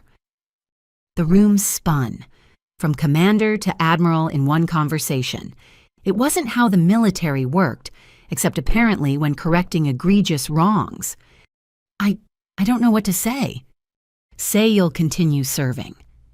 General Williams smiled for the first time. "The Navy needs officers like you in positions where you can effect real change, where you can ensure what happened to you doesn't happen to other deserving sailors." Morrison stood walking to a side table where a garment bag waited. "We took the liberty of having new uniforms prepared. Your promotion ceremony is in 30 minutes. 30 minutes? Quiet ceremony given your operational security requirements, but official, legal, and long overdue." He handed me the bag. "There's a changing room next door. Take your time." Alone in the changing room, I stared at the captain's eagles waiting to replace my commander's oak leaves. 4 stripes for the sleeves. The weight of 20 years of fighting not just enemies overseas, but bias at home settled on my shoulders. A knock interrupted my thoughts. "It's Patricia," General Williams called.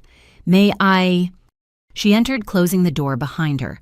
Out of the formal setting, her expression softened. "I wanted a moment alone," she said. "Woman to woman. I know what you're feeling. The anger at lost years. The imposter syndrome hitting because the promotion feels too fast even though it's actually too late. The weight of representing every woman who'll come after you." "How did you know?" "Because I lived it. Different branch, different era, same battle. Can I help with the insignia?" Together we attached the captain's eagles to my uniform. Her hands were steady where mine shook. "Richards wasn't the only one," she said quietly. "He was just the most egregious. We're cleaning house across all branches. Your case broke it open. Your reputation, your record was so stellar that when investigators started looking, the discrimination was undeniable." "Why didn't anyone stop it sooner?" "Because people like Richards are good at working the system, playing the game just within regulations while destroying careers. But he got greedy with you, blocked too much too obviously. When Admiral Morrison started asking questions after you saved his son, it created a ripple effect." She stepped back, examining the completed uniform. "Perfect. Now let's make history. Again." The ceremony was small but powerful. The service chiefs, Admiral Morrison, and a handful of others witnessed as I took the oath for my new rank. No family, no fanfare, just the weight of justice finally served. Captain Miller, the Secretary of the Navy himself, said afterward, "Your wedding is in 2 weeks." "Yes, sir." "Wear your new rank proudly. You've more than earned it." He paused. "And prepare yourself. Your story is going to inspire thousands of sailors, particularly women who've been told they can't or shouldn't." That evening, I sat in my car outside Ryan's hospital, trying to process everything. My phone buzzed with a text from Walsh. "Heard through the grapevine, Captain Miller. About damn time. The boys are buying drinks tonight." Ryan emerged from his shift, exhausted from a 15-hour surgery. He slid into the passenger seat, then did a double take at my new insignia.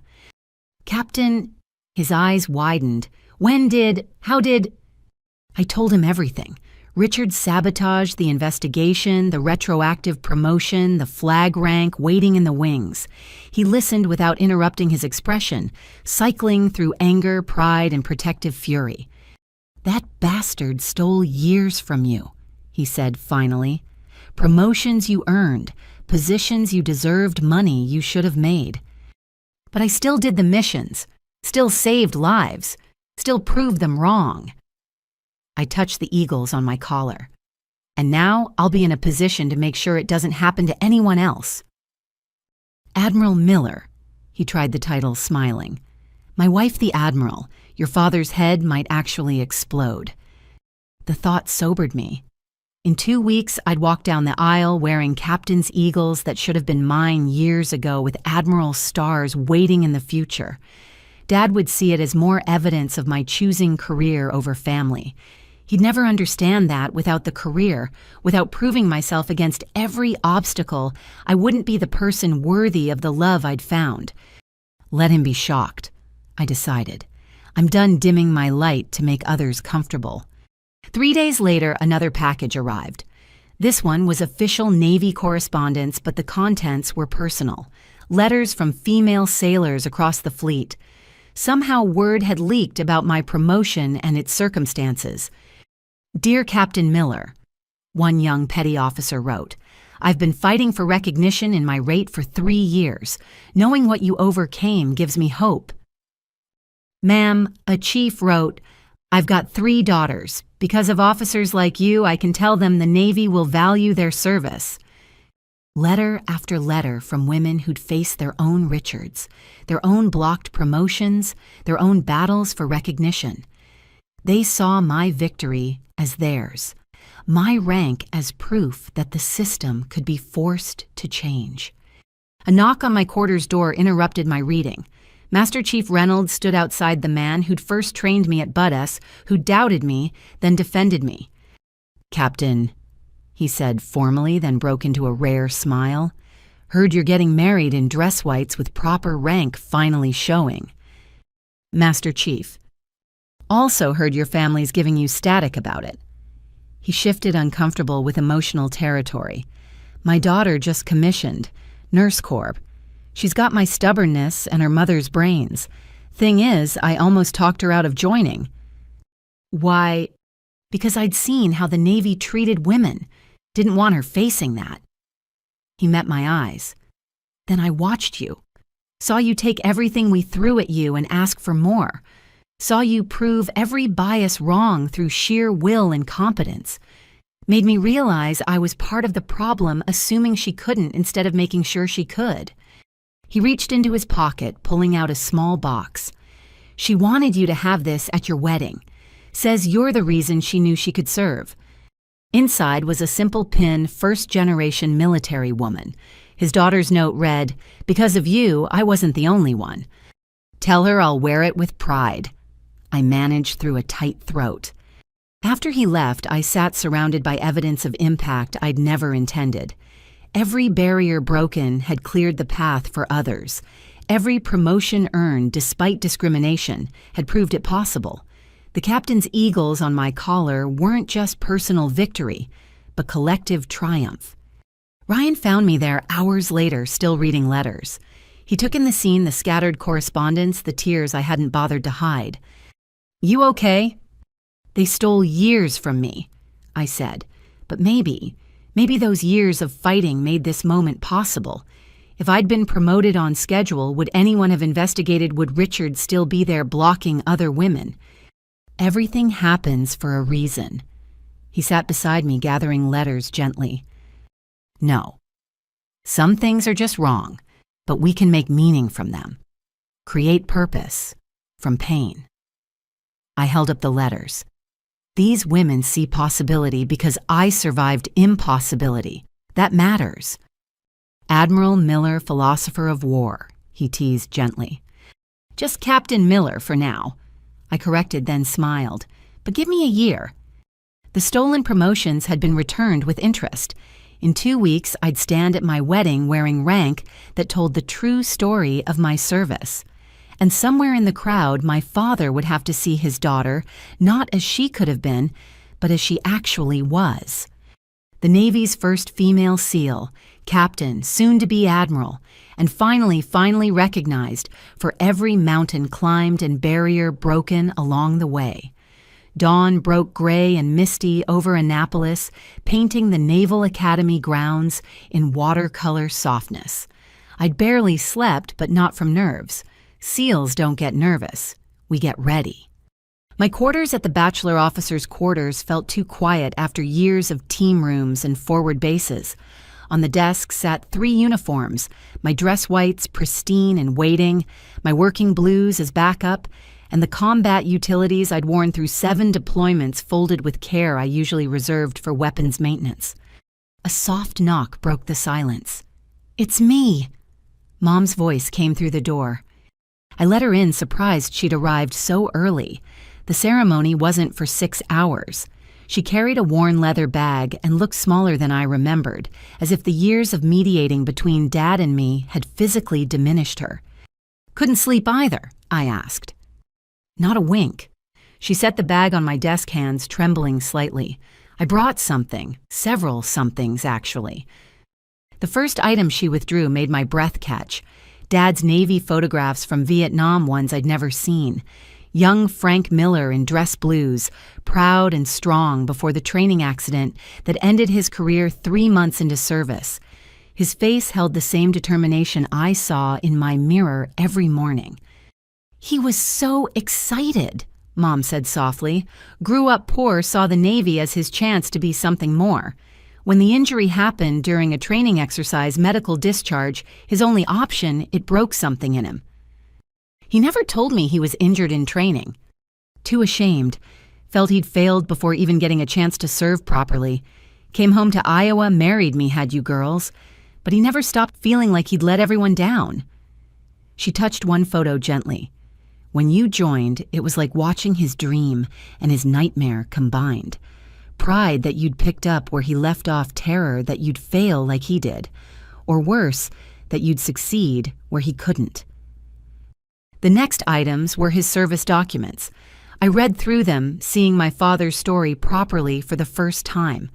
Honor graduate from basic training, selected for advanced electronics school. Glowing evaluations before the accident that crushed 3 vertebrae and left him with permanent limitations. Why didn't he ever tell me this? Because Frank Miller doesn't do vulnerable. He does angry, stubborn, protective, but not vulnerable. Mom pulled out another envelope. This came yesterday. He doesn't know I took it. Inside was a printed email to Dad from someone named Marcus Webb. It took me a moment to place the name one of his construction crew. The email contained a link to a news article about my promotion to captain with Webb's note, "Boss saw this about your daughter. You must be so proud. What an incredible achievement." Dad's response, sent at 3 a.m, was brief. "She earned it. Every bit of it. Frank." "He's trying," Mom said. "In his broken way, he's trying to understand who you've become, but 20 years of patterns don't change overnight." "Is he coming today?" "I don't know, sweetheart. He put on his suit this morning, then took it off, then put it on again. He was sitting in the garage when I left holding that shadow box he sent you." A harder knock interrupted us. "Miller, you decent!" Walsh's voice boomed through the door. I opened it to find my entire team in the hallway dress uniforms, already sharp grins wide. "Tradition states the groom's not supposed to see the bride before the wedding," Rodriguez announced. "Nothing about the bride's brothers. We're here for inspection preparation and general harassment." They flooded in, filling my small quarters with their energy. Someone produced coffee and pastries from the academy mess. Lopez set up a portable speaker, filling the space with classic rock. It should have felt like chaos, but instead felt like home. Ma'am Walsh addressed my mother formally. "We're honored you're here. Your daughter saved most of our lives at least once. We're hoping to return the favor by making sure she looks squared away for the big day." Mom's eyes widened as 6 Navy SEALs began fussing over uniform preparations, with the intensity usually reserved for weapons checks. Rodriguez steamed wrinkles from my whites, while Jensen polished my shoes to mirror brightness. Thompson checked ribbon placement with a ruler. "The trident goes exactly here." Walsh measured from my collar, "and the blue one from the team's gets positioned." He paused, looking at my ribbons. "Hold up. These aren't the right ones." He was correct. My ribbon rack still showed commander's insignia, not the captain's updates I'd received 3 days ago. "I haven't had time to update them," I admitted. "Unacceptable," Walsh declared. "Lopez, you brought the spare ribbons." "Always prepared, Chief." What followed was a masterclass in military precision. They rebuilt my ribbon rack from scratch, each decoration placed perfectly. Navy cross on top, silver star below, bronze stars in their row. The combat action ribbon that represented first blood. Campaign medals from conflicts most people couldn't pronounce. "There." Walsh stepped back. "Now you look like the warrior you are." Mom watched it all with fascination. These men who jumped from airplanes and stormed enemy compounds were debating the exact angle of my shoulder boards with artistic intensity. "You're her family too," she said quietly to Walsh. "Yes, ma'am, the kind you choose by bleeding together." Another knock brought Helen Morrison, the Admiral's wife, carrying a garment bag and wearing the determined expression of a woman on a mission. "Gentlemen, Mrs. Miller." She nodded regally. "I need the room. Female preparations require privacy." The SEALs filed out with exaggerated groans about being evicted. Walsh paused at the door. "We'll be right outside if you need us. And Miller, that thing we discussed, it's all arranged. Trust the plan." After they left, Helen unzipped the garment bag, revealing not clothing but accessories. A hairstyling kit that looked professional grade, makeup selected specifically for photography under military lighting, small touches that wouldn't violate uniform regulations but would ensure I looked polished. "You don't need any of this."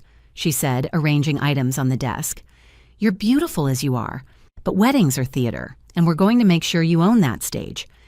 As she worked on my hair, pinning it into a style that was regulation perfect, but somehow elegant, she talked about her own military wedding 40 years ago.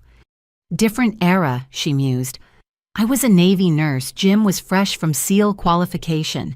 My parents were horrified I'd chosen someone in special operations. His parents were confused why he'd marry someone with her own career. We proved them all wrong, one deployment at a time. How did you manage it? The separations, the secrets, the fear." "By remembering that extraordinary love requires extraordinary understanding. Your Ryan gets that. I've watched him at events, how he looks at you. He sees your strength as something to celebrate, not compete with." Mom had been quiet during this exchange, but now spoke up. "I never got that. With Frank, I mean. He needed me to be less so. He could feel like more. I let myself shrink to fit his vision." She met my eyes in the mirror. "I'm so proud you refused to do the same." A text arrived from Ryan. "Banished to the other side of campus by your brothers. They take this tradition seriously. Can't wait to see you. All my love." "Smart man," Helen approved. "Now let's talk about the ceremony additions." "Additions." She smiled mysteriously. "Admiral Morrison may have made some arrangements. Nothing that changes your vision, just enhancements. Trust us." By the time she finished, I looked like myself, but elevated. The hair perfectly secured subtle makeup that would last through tears and Maryland humidity. Mom added the final touch, pinning Dad's Vietnam service pin to the bouquet of white roses and blue delphiniums. "Whether he's there or not, part of him will walk with you," she said. A commotion in the hallway preceded another visitor. Admiral Morrison himself in full dress, whites with enough ribbons to stock a craft store. "Captain Miller," he said formally, then grinned. "Ready to make history again." "Sir." First female SEAL to have a full military wedding at the academy. First to wear captain's eagles earned in combat to her own ceremony. First to have representatives from every special operations unit in attendance. He paused dramatically. "And first to have what's waiting outside." Through the window, I could see the academy grounds filling with people. But not just any people. Uniforms from every service branch. Army Special Forces in their green berets, Marine Raiders in dress blues, Air Force Pararescue in their distinctive maroon, and everywhere SEALs. So many SEALs. "Sir, how many—" "Last count 150 operators who've served with you or been impacted by your service. They started arriving yesterday. Some flew in from active deployments." His expression grew serious. "They're here to stand witness, to show your family what their daughter means to the Brotherhood." My throat tightened. I don't know what to say. "You don't have to say anything. You've already said it all through 20 years of service. Today we answer back." He left with promises to see me at the chapel. Mom and Helen began gathering the final items, but I needed one more moment. At my desk, I opened the drawer containing letters from female sailors, my first challenge coin, and a photo from Hell Week of my boat crew carrying logs through the surf. A final knock gentler than the others. I opened the door to find a young female ensign in dress whites, ribbons, sparse but stance proud. "Ma'am," she said nervously, "I'm Ensign Sarah Blackwood. I'm sorry to intrude, but I'm commissioning next month as the next female accepted to Bud S.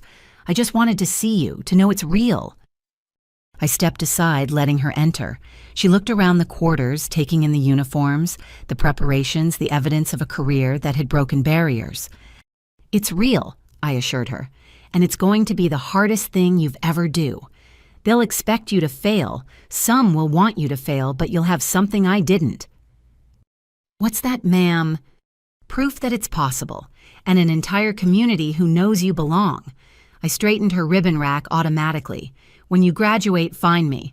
We'll have coffee and swap stories." Her eyes shone.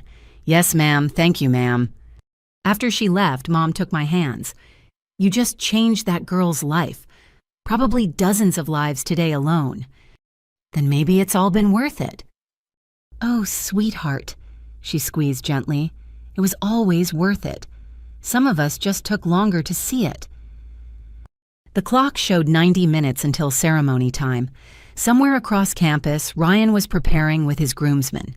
In the chapel, hundreds of warriors gathered to witness something unprecedented. And somewhere in Iowa, my father sat in his garage, wrestling with 20 years of stubborn pride. I put on my whites with the same care I'd donned combat gear for missions, each item precisely placed, each medal earned in blood and determination.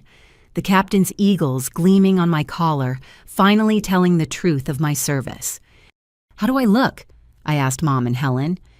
"Like yourself," Mom said simply. "Finally, completely unapologetically yourself." Outside, I could hear my brothers gathering their voices, carrying through Academy grounds. 150 of America's finest warriors come to stand for one of their own. Whatever happened next, I wouldn't face it alone. The scared girl from Iowa was gone. In her place stood Captain Chastity Miller, ready to walk toward her future, with the full weight of her past worn proudly on her shoulders. Time to make history, again. The Naval Academy Chapel stood like a white beacon against the September sky, its copper dome gleaming in the afternoon sun. From the parking area, I could see guests already filing in a river of dress uniforms from every service branch. My heart hammered with anticipation as Helen Morrison's driver navigated through the security checkpoint. Deep breaths. Mom coached from beside me, though her own hands trembled in her lap. "You faced worse than this." She was wrong. Combat was simpler. In combat, you knew who the enemy was. As we pulled up to the designated arrival area, I saw him immediately. Dad stood near the chapel entrance in his one good suit, the charcoal gray one he wore to funerals and court dates. His face was set in familiar lines of disapproval, jaw clenched as he surveyed the military crowd with obvious disdain. "He came," Mom breathed. "To make a scene." I predicted already stealing myself. Helen's driver opened our door and I stepped out in full dress whites, every ribbon and medal precisely placed. The September breeze caught the fabric and I heard a subtle shift in the crowd's energy. Heads turned. Conversations paused. Someone whispered, "That's her, Captain Miller." Dad's gaze found me across the distance. His eyes traveled from my white shoes up to the captain's eagles on my shoulders, pausing at the rows of ribbons on my chest. For a moment, something flickered across his face. Then his expression hardened into the familiar mask of disappointment. I walked toward the chapel entrance with Mom and Helen flanking me, maintaining military bearing, despite the emotional ambush waiting ahead. Other guests stepped aside, creating a natural pathway. I caught glimpses of faces I recognized, teammates from various operations, medical staff who'd patched me up, intelligence officers who'd provided crucial data for missions. Dad intercepted us at the steps. "So, you're really doing this," he said without preamble, "parading around in costume like you're someone important." Frank, Mom warned. "No, Susan, our daughter needs to hear this." He squared up to me close enough that I could smell his aftershave, the same Old Spice he'd worn my entire life. "You think this makes you special? Playing dress-up with your military friends? A real woman would be in a wedding dress, showing respect for tradition, for family, for God's plan." His voice rose with each word, drawing attention from nearby guests. I saw Walsh and Rodriguez moving closer, protective instincts engaged. But I held up a subtle hand, keeping them back. This was my fight. "Are you finished?" I asked quietly when he paused for breath. "I'm just getting started. 20 years of this nonsense, and now you want to contaminate your wedding day with it too? Your sisters had proper weddings, white dresses, church ceremonies, normal celebrations. But you," he gestured dismissively at my uniform, "you always have to be different. Always have to prove something." "What exactly am I proving, Dad?" "That you're better than us. Better than the life we gave you." His face flushed darker. "Too good for Iowa. Too good for a normal life. Too good to give me grandchildren or be a proper daughter." The chapel doors opened behind him. I couldn't see inside from this angle, but Dad was positioned perfectly to view the interior. Whatever he saw made his words die mid-sentence. "Sir." A young Marine in dress blues appeared at the door. "We're ready for the bride's arrival." Dad turned back to me, mouth still open to continue his tirade, when a voice rang out from inside the chapel. "Admiral on deck." The response was instantaneous and thunderous. The sound of 300 boots hitting the floor in perfect unison echoed across the grounds. Through the open doors, I glimpsed the impossible, every single person in the chapel on their feet at attention. But that wasn't what stopped Dad cold. It was what happened next. From the chapel entrance, they filed out in perfect formation. Navy SEALs in dress whites, Army Special Forces in their distinctive green berets, Marine Raiders, Air Force Pararescue, row after row of America's most elite warriors forming up on either side of the chapel steps. 150 special operators creating an honor corridor that stretched from the chapel to where I stood. Walsh stepped forward from the Formation Voice Parade Ground, strong Naval Special Warfare Team 3, present and accounted for. Another SEAL followed, Team 5 present and accounted for. Team 7 all present. Marine Special Operations Regiment 2nd Battalion reporting. Army 5th Special Forces Group standing by. Each unit commander announced their presence voices carrying across the academy grounds. These weren't just individuals who'd happened to attend, these were organized units teams who'd taken leave together, traveled together, stood together. Dad staggered backward a step, face draining of color as he processed the scene. His gaze swung between the formations and me mouth working soundlessly. Admiral Morrison emerged from the chapel in full dress uniform, his chest bearing even more ribbons than mine. He walked directly to me, ignoring Dad entirely. "Captain Miller," he said formally, loud enough for everyone to hear. "Your command is assembled and awaiting your arrival." "My command, Admiral." A slight smile touched his weathered face. "Every operator here has served with you, been saved by you, or inspired by you. They've requested the honor of standing witness to your marriage." He paused, letting the weight of his words settle. "We've had presidents and foreign dignitaries married in this chapel, Captain, but we've never had this many warriors volunteer to attend. You've united the special operations community in a way I've never seen." He turned slightly, finally acknowledging Dad's presence. "Mr. Miller, I presume I'm Admiral James Morrison, Commander, Naval Special Warfare. Your daughter saved my son's life in Afghanistan. She's also personally responsible for rescuing over 200 civilians from combat zones, eliminating threats to national security I can't discuss, and paving the way for every woman who will follow her into special operations." Dad's mouth opened, closed, opened again. No sound emerged. Morrison continued relentlessly. "The ribbons on her chest represent valor most people can't imagine. That Navy Cross awarded for actions so classified, we can't tell you what she did, only that she saved an entire platoon. The Silver Star earned while wounded, continuing to fight while bleeding out to ensure her team's survival. Each ribbon is a story of courage that would break lesser people." I didn't," Dad's voice came out strangled. "No, sir, you didn't know, because Captain Miller never told you.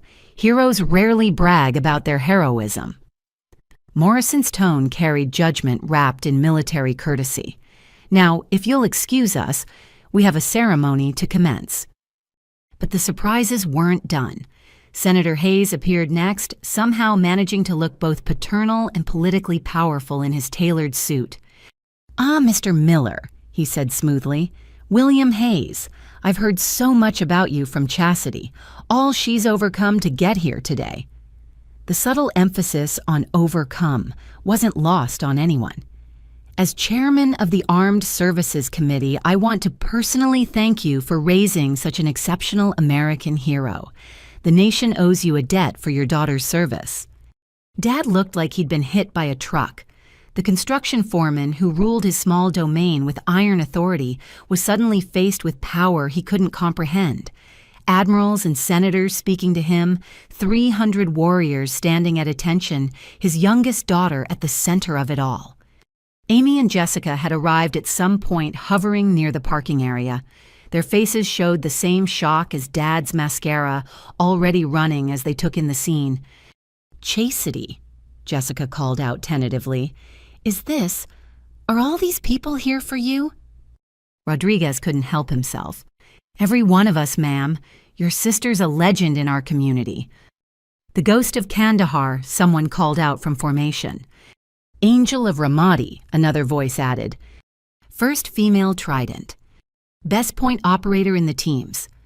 The tributes came from throughout the formation warriors, who never praised lightly, offering testimonies to my service.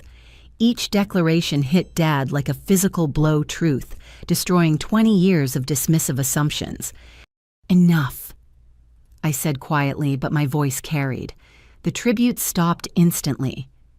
"Thank you all for being here, for standing with me, for showing my family who you've allowed me to become." I looked directly at Dad. "This isn't costume play. This isn't pretense. This is who I am, who I've always been, even when you couldn't see it." The formations remained perfectly still, 300 warriors bearing witness to a different kind of battle, the personal kind that left different scars. Mom stepped forward, taking Dad's arm. "Frank, we should take our seats." He resisted for a moment, still staring at me like he'd never seen me before. Then his gaze dropped to the shadow box he'd been carrying, his own military memorabilia, the remnants of dreams cut short by injury and circumstance. "Your medals," he said hoarsely, "they're real." "Everyone earned Sir Walsh confirmed from the formation. Your daughter's the finest officer I've ever served with." Something broke in Dad's expression. The anger that had sustained him for 20 years cracked, revealing something raw underneath. Fear, pride, regret, all warring for dominance. He stopped, started again. "I need to sit down." Mom guided him toward the chapel entrance, but he paused at the first row of seals. His hand trembled as he raised it to his forehead in an unpracticed salute. Not to them, but toward me. The gesture was clumsy, incorrect in form, but devastating in intent. Frank Miller, who'd been denied his chance to serve, saluting the daughter who'd exceeded his abandoned dreams. I returned the salute properly, holding it until he dropped his hand and stumbled into the chapel. "Well," Admiral Morrison said after a moment, "that was educational. Shall we proceed with your entrance, Captain?" The formations shifted, creating the honor corridor I'd walk through, but I needed one more moment. At the bottom of the steps, I turned to face the assembled warriors. "Thank you," I said simply, "for answering the call, for standing up, for being my family when blood wasn't enough. Hoo-yah!" The response thundered across the academy grounds, 300 voices united. I began the walk through the corridor of heroes, each face a memory, a mission, a moment when we'd trusted each other with everything. These men and women had seen me at my worst and best. They'd never questioned my worth, only supported my growth. Inside the chapel, every pew was packed. The civilian guests, Ryan's medical colleagues and family friends, were vastly outnumbered by uniforms. But on the front row, Dad sat slumped between Mom and Amy, still clutching his shadow box like a lifeline. He looked up as I passed, and for the first time in 20 years, I saw my father truly see me. Not the daughter he'd wanted, or the woman he'd tried to force me to become, but Captain Chastity Miller, naval officer, special operator, warrior. The recognition broke him. Tears ran down his weathered face as he mouthed 2 words. "I'm sorry." 20 years too late, but something. I nodded acknowledgement and continued to the altar where Ryan waited, his smile bright enough to guide ships home. Behind me, 150 warriors filed into standing room only positions along the walls.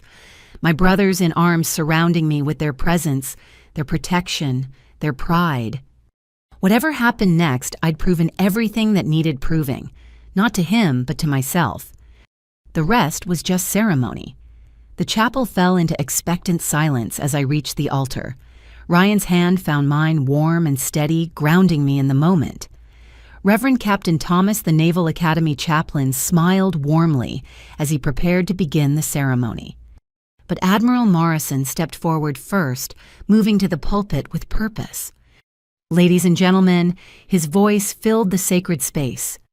Before we begin this joyous union, I've been asked to share something with you. In military tradition, we honor our own by telling their stories. Today you'll hear one that's been classified hidden and denied for too long. Dad shifted in his seat, Mom's hand clutching his arm. I felt Ryan squeeze my fingers gently, offering silent support for whatever was coming. Morrison continued. 20 years ago, a young woman from Iowa walked into a Navy recruiting station. She was told women couldn't be SEALs. She was told she'd wash out.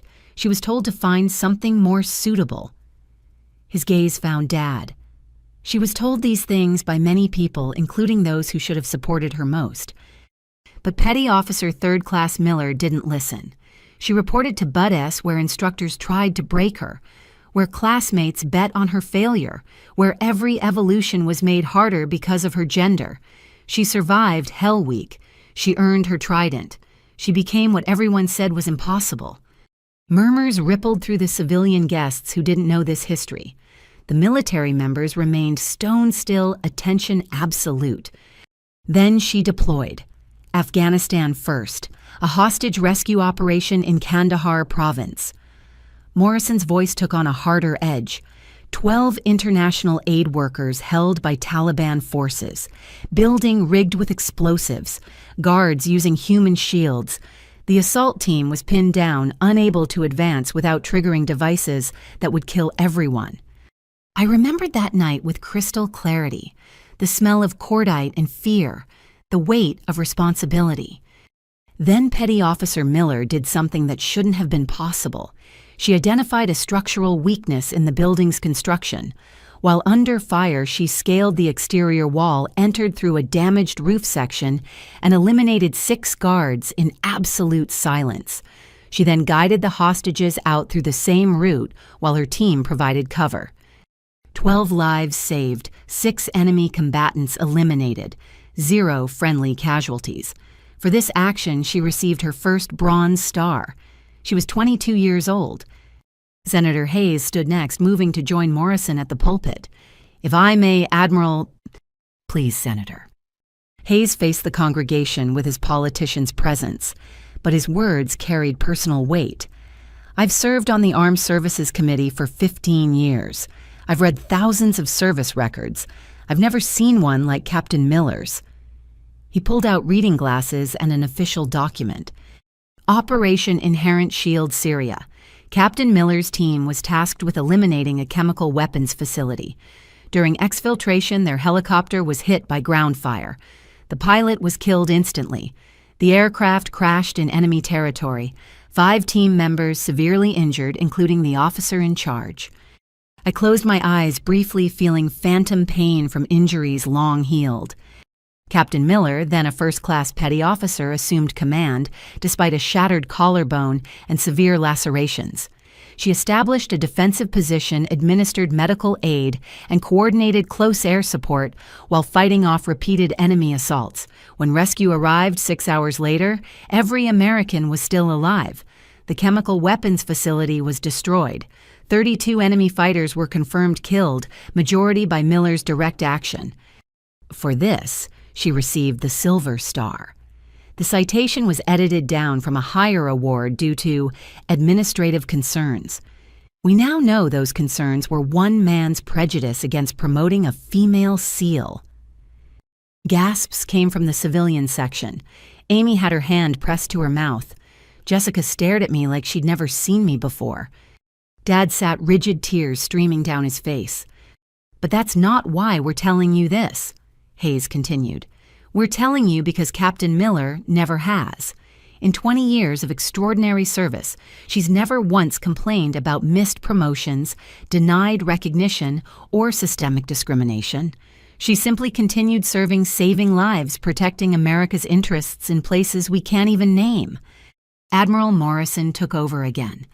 Ramadi, Iraq, Captain Miller identified and neutralized an entire insurgent cell, planning attacks on schools. 43 children's lives saved. Somalia. She led a raid that rescued a kidnapped American diplomat, carrying him 2 miles to extraction while wounded. Yemen. Classified operation that prevented, well, I can't tell you what it prevented, but Homeland Security was preserved. Lebanon. Syria again. Afghanistan multiple times, each deployment adding to a record of valor that stands unique in naval special warfare history. He paused, letting the weight settle over the chapel. Which brings us to one particular mission, Afghanistan Forward Operating Base Chapman. A routine patrol turned into complex ambush, multiple casualties. Among the wounded was Lieutenant James Morrison, my son. The Admiral's voice caught slightly. Helen Morrison in the front row wiped her eyes. He was exposed, bleeding out, direct enemy fire, making rescue impossible.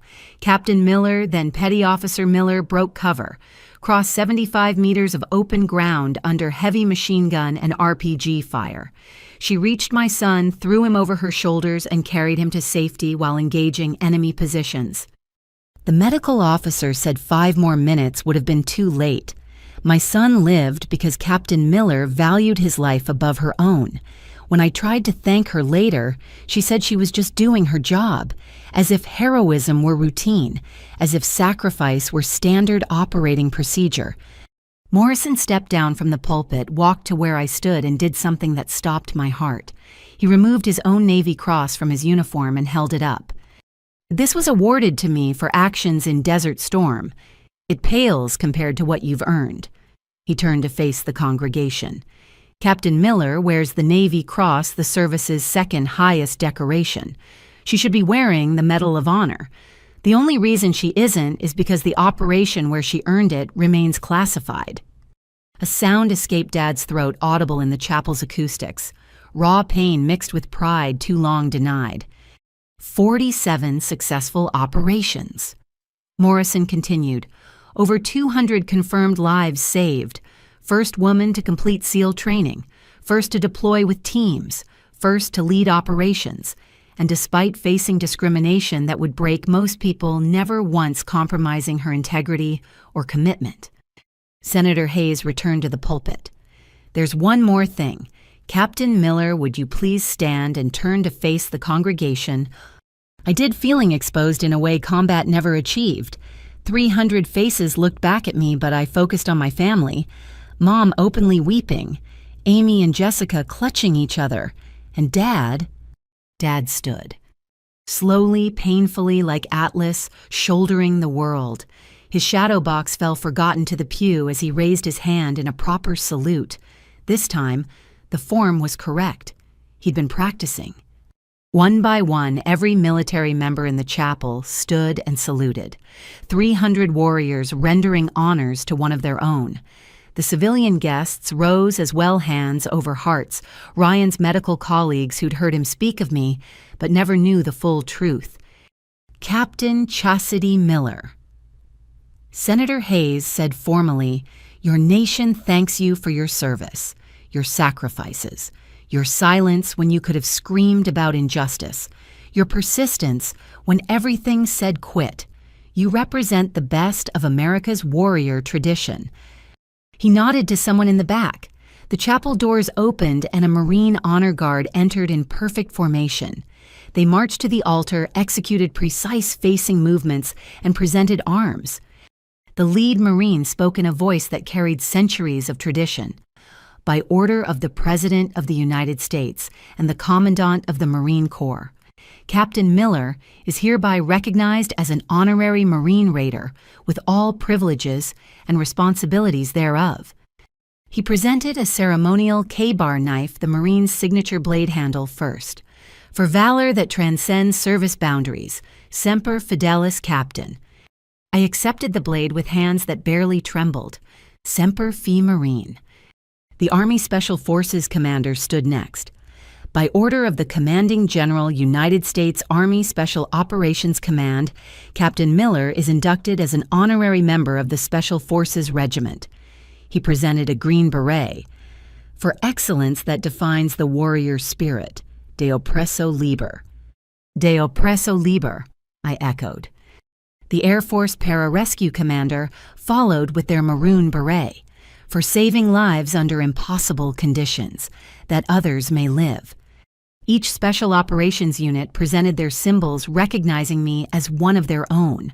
The weight of tradition of acceptance of brotherhood extended across service lines, pressed down like a physical force. Through it all, Dad remained standing, saluting tears cutting channels down his weathered face. Finally, Admiral Morrison spoke again. Before we return to the joy at hand, there's one last order of business. He pulled out an official document. Captain Miller, by direction of the Secretary of the Navy, you are hereby meritoriously promoted to the rank of Rear Admiral Lower, half effective upon completion of administrative requirements.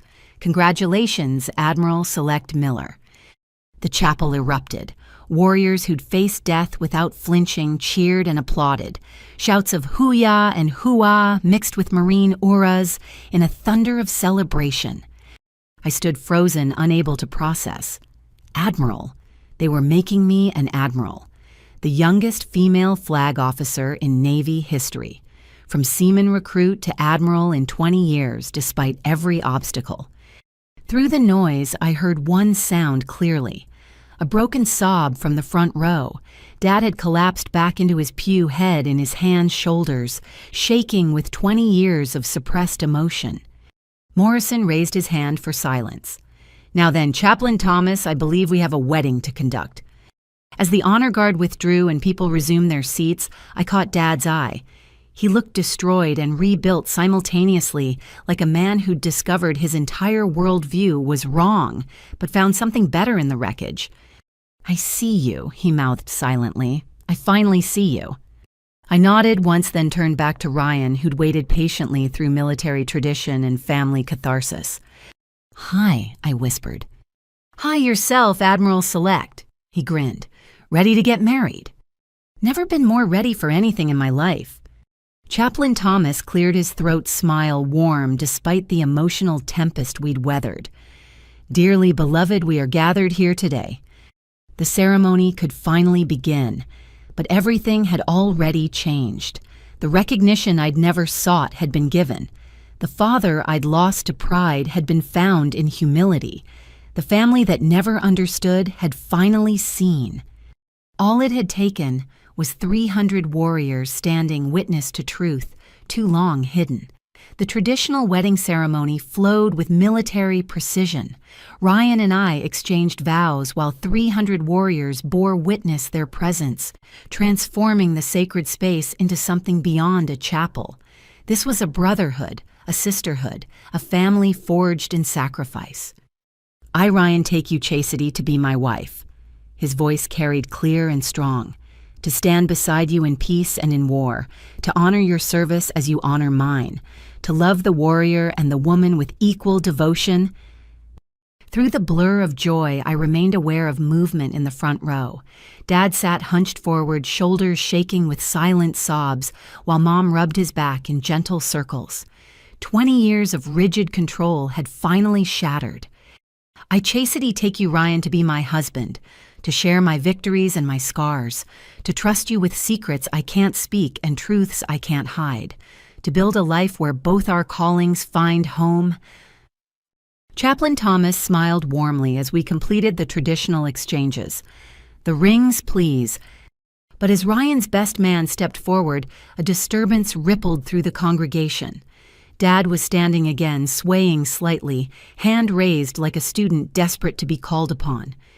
Sir, Chaplain Thomas inquired gently, is everything all right? No. Dad's voice cracked. Nothing's all right. I need to say something. Mom tried to pull him back down, whispering urgently. Amy and Jessica looked mortified. The military members tensed, ready to intervene if needed. I felt Ryan's hand tighten on mine. Dad, I started. Please. He interrupted the word broken glass in his throat. 20 years I've waited. 20 years I've been wrong. Let me. Admiral Morrison rose from his position. Mr. Miller, perhaps this could wait until the reception. No. The word exploded out with surprising force. Dad gripped the pew in front of him, knuckles white. I've waited too long already. Made her wait too long. Made her prove herself over and over when I should have just believed. Chaplain Thomas looked to me for guidance.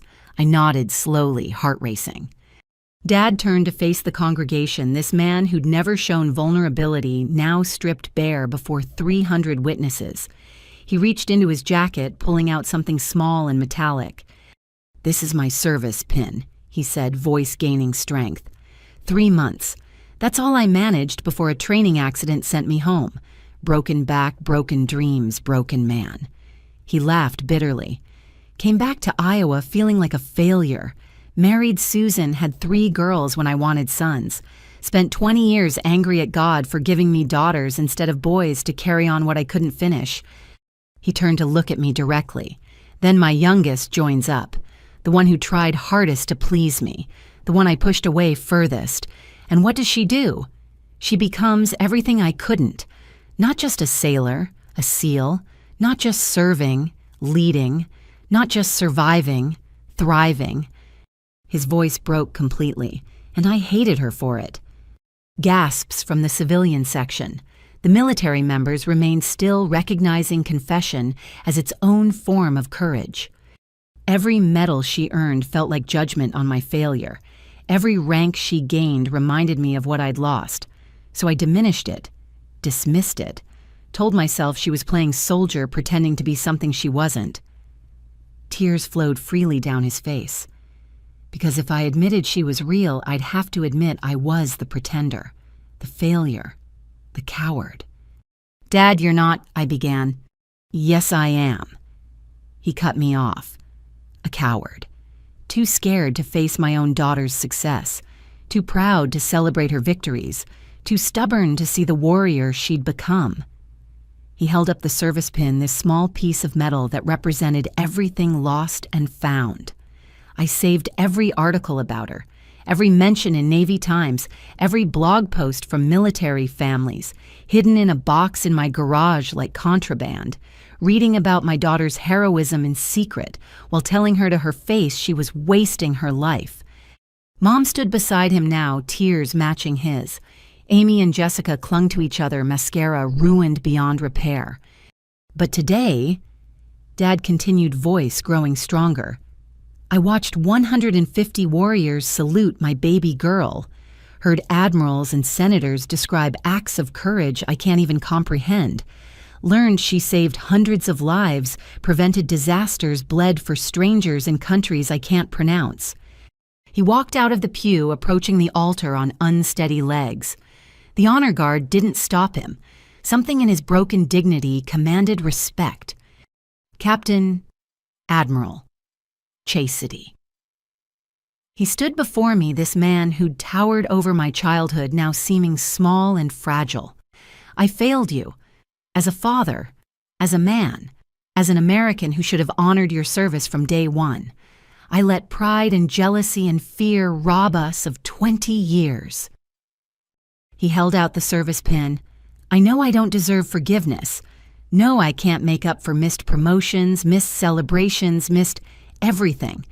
But I want you to have this, the only military honor I earned.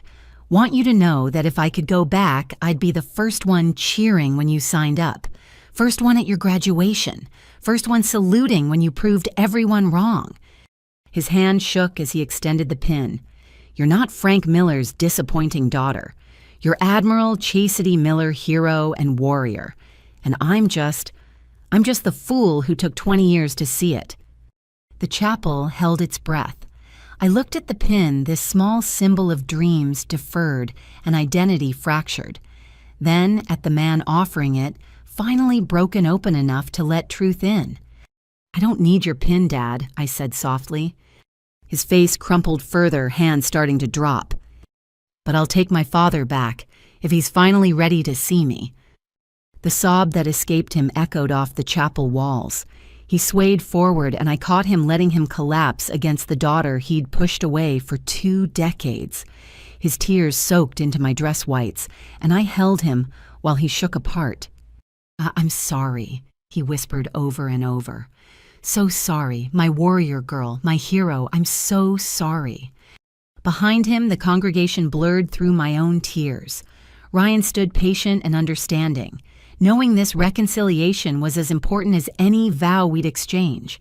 The military members watched with approval, recognizing redemption when they saw it. Finally, Dad pulled back, trying to compose himself. He looked around the chapel, taking in the faces of those who'd stood where he'd failed. "You protected her," he addressed the military members. "We're her family when I wouldn't be. Thank you. Thank all of you." He turned to Walsh and my SEAL team. "You believed in her when her own father didn't. I owe you everything." Walsh stepped forward from his position. "With respect, sir, we didn't do her any favors. Your daughter earned every bit of respect she's given. We just had the privilege of witnessing it." Dad nodded, then surprised everyone by his next move. He walked to Admiral Morrison and extended his hand. "Admiral, I understand your son serves because of my daughter's actions. I'd like to learn more about all of it. The missions you can talk about, the ones you can't. The daughter I never knew." His voice steadied with new purpose. "I've got years of ignorance to overcome. Could you help me understand?" Morrison shook his hand firmly. "Mr. Miller, educating families about their heroes' service is part of our mission. I'll personally ensure you learn everything classification allows." Dad returned to me, standing straighter despite tear-stained cheeks. He unpinned the Vietnam service pin from his jacket. "I know you're wearing it on your bouquet," he said, "but could you wear it on your uniform? Just for today, let an old fool pretend he contributed something to the warrior you became." I took the pin, attaching it beneath my ribbons where regulations allowed personal items. "You contributed more than you know, Dad. The determination you showed despite injury, the way you built a business from nothing, the stubbornness that drove me crazy, I inherited all of that. Used it to survive Hell Week, complete missions, keep pushing when everything said quit." "You got the best parts," he said roughly, "left the worst behind."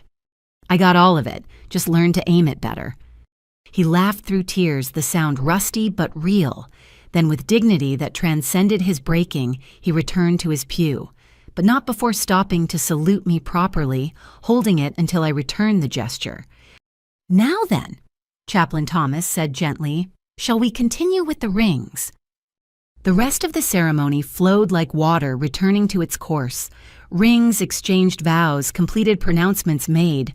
But when Chaplain Thomas announced, "You may kiss your bride," the chapel erupted in celebration that went beyond normal wedding joy. This was recognition of something greater.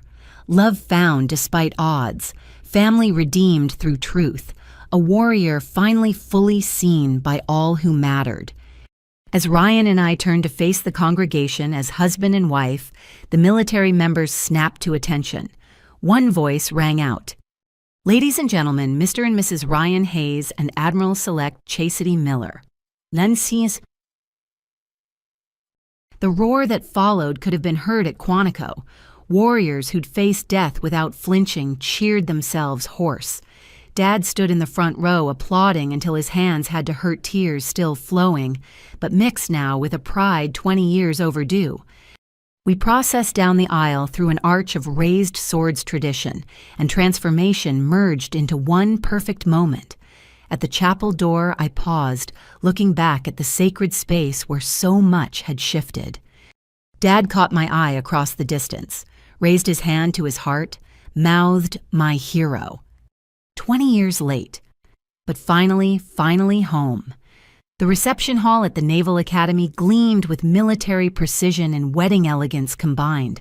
round tables draped in navy and gold hosted groups that would never naturally mix Navy SEALs, sharing stories with Ryan's surgical colleagues, Marine raiders comparing notes with Senator Hayes's political associates, my Iowa relatives surrounded by more brass than they'd seen in their entire lives.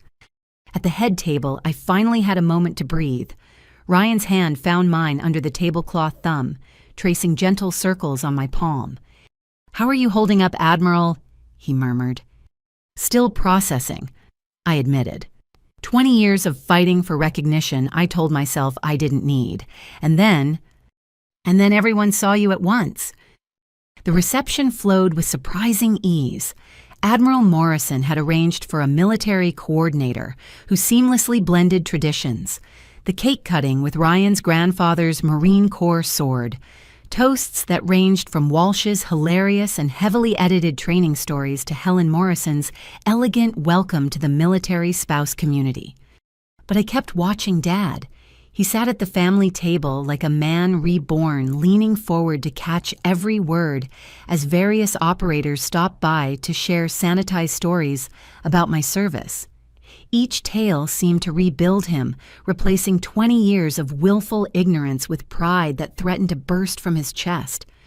The traditional father-daughter dance approached with all the subtlety of an incoming missile. The band leader, a Navy musician, announced it with careful diplomacy. "Ladies and gentlemen, we invite the father of the bride and Admiral-Select Miller to share their dance." Dad rose immediately, crossing to me with purpose that reminded me he'd once been military himself, however briefly. He extended his hand formally. "May I have this dance, Admiral?" "Just chastity, Dad. I'm just chastity." "No," he said firmly. "You're never just anything again, not to me." We moved on to the dance floor as the opening notes of My Girl began his choice communicated to the band without my knowledge. His hand on my waist trembled slightly, whether from emotion or age I couldn't tell. "I used to dance with you standing on my feet," he said quietly. "Remember you were maybe 4, demanded to dance at Amy's birthday party." "I remember." "Even then you were determined, wouldn't let me stop until you'd learned the basic steps." His voice roughened. "Should have seen it then. The warrior you'd become. Instead, I spent 20 years trying to make you small enough to fit my vision." "Dad." "No, let me finish. I've got 20 years of apologies to make, and one dance isn't enough time." He guided us through a simple box step muscle memory from decades past. "You asked why I saved those articles if I was so disappointed. Truth is, I was never disappointed in you. I was disappointed in myself. Every achievement of yours highlighted my failure. Not my injury, but what I did with it. I let 3 months of service define my entire life. You took 20 years and made them legendary." Around us, other couples had joined the floor. Ryan danced with his mother while Mom partnered with Admiral Morrison. But I barely noticed focused on this man I'd thought I knew completely. "The worst part," Dad continued, "is what I stole from you. Not just support or recognition, but safety. You had a home where you should have felt celebrated, and I made it a battlefield. You conquered real enemies overseas while fighting a war in your own family." "I learned to fight from watching you," I said. "The way you built your business after the injury, never accepting limitations, always pushing forward. You taught me that even if you didn't mean to." He pulled back enough to meet my eyes. "Don't give me credit I don't deserve. You succeeded despite me, not because of me." A sad smile crossed his face. "Though, if we're being honest, maybe that stubbornness to prove me wrong drove you further than support would have. We'll never know." "No, we won't." He spun me gently, surprisingly graceful. "But we've got future to work with. Your mother tells me you and Ryan are thinking about children eventually. Someday, when deployments slow down. I'd like to be a better grandfather than I was a father, if you'll let me." The music began to fade, but Dad held on for an extra moment. "Chastity, can I ask you something? Of all the things you've done, all the missions and medals and ranks, what are you most proud of?" I thought carefully. "Honestly, today, standing up there in full uniform with everyone watching, being exactly who I am without apology or compromise. The scared 18-year-old who ran away to the Navy dreamed of belonging somewhere. Today I belonged everywhere, in the military and love, even in my own family. That's the real victory. His eyes filled again. Then I'm proud of today, too. Proud I finally got to see it. The music changed to something upbeat, and the dance floor filled with celebrating guests. Dad led me back toward the head table, but stopped suddenly, spotting someone in the crowd. Is that Tom Garrison?" I followed his gaze to a table near the back, where indeed Tom sat, looking deeply uncomfortable, apparently someone's plus one. "Small world," I murmured. Dad's expression hardened with purpose. "Excuse me for one moment." Before I could stop him, he strode across the reception hall. The crowd seemed to part, sensing drama. I hurried after him, Ryan appearing at my side. "Tom." Dad's voice carried clearly. "Fancy seeing you here?" Tom half rose from his seat, face flushing. "Frank, I didn't know you'd be... I came with a colleague who knows the groom's family." "Sit," Dad commanded. "I've got something to say, and you're going to hear it." The surrounding tables fell quiet, sensing confrontation. Several SEALs shifted position, ready to intervene if needed. 20 years ago, Dad announced loud enough for half the room to hear, "I tried to set this man up with my daughter. Told him she'd thrown her life away joining the Navy. Promised him I'd convince her to quit and marry him." He looked around the watching crowd. "Any of you fine military folks want to know what he said?"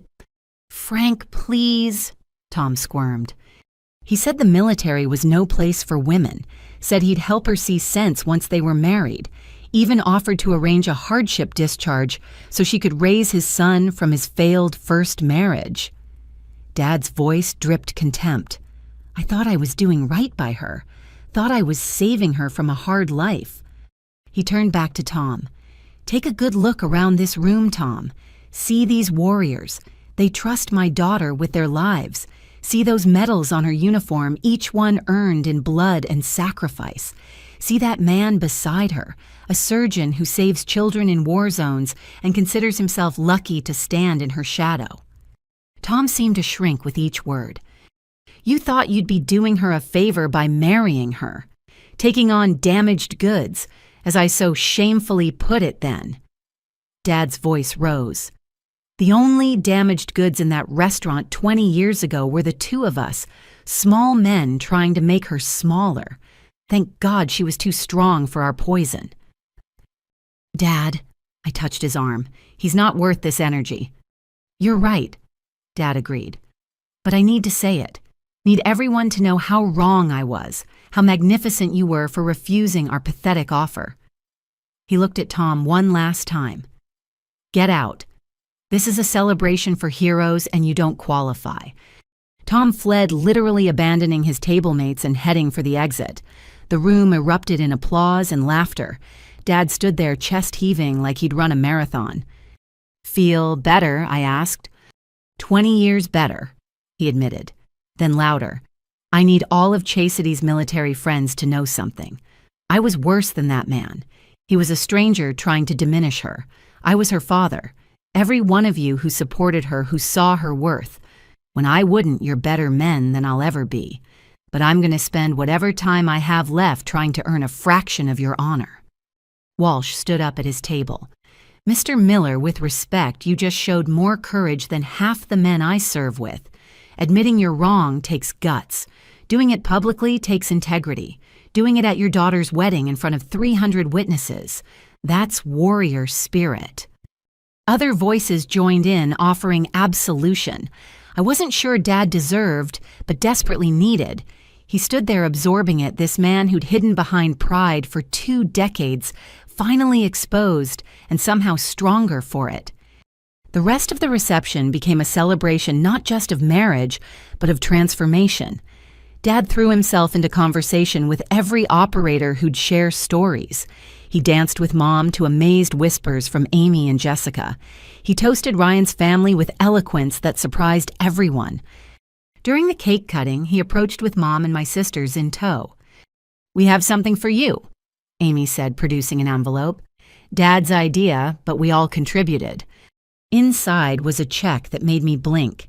Dad, this is every penny I saved for a proper wedding, he said. Since you gave us something infinitely better than proper. Consider it a down payment on the house I know you and Ryan will need. One with room for grandchildren and visiting parents who promise to actually be supportive. We can't accept this. You will, Mom said firmly.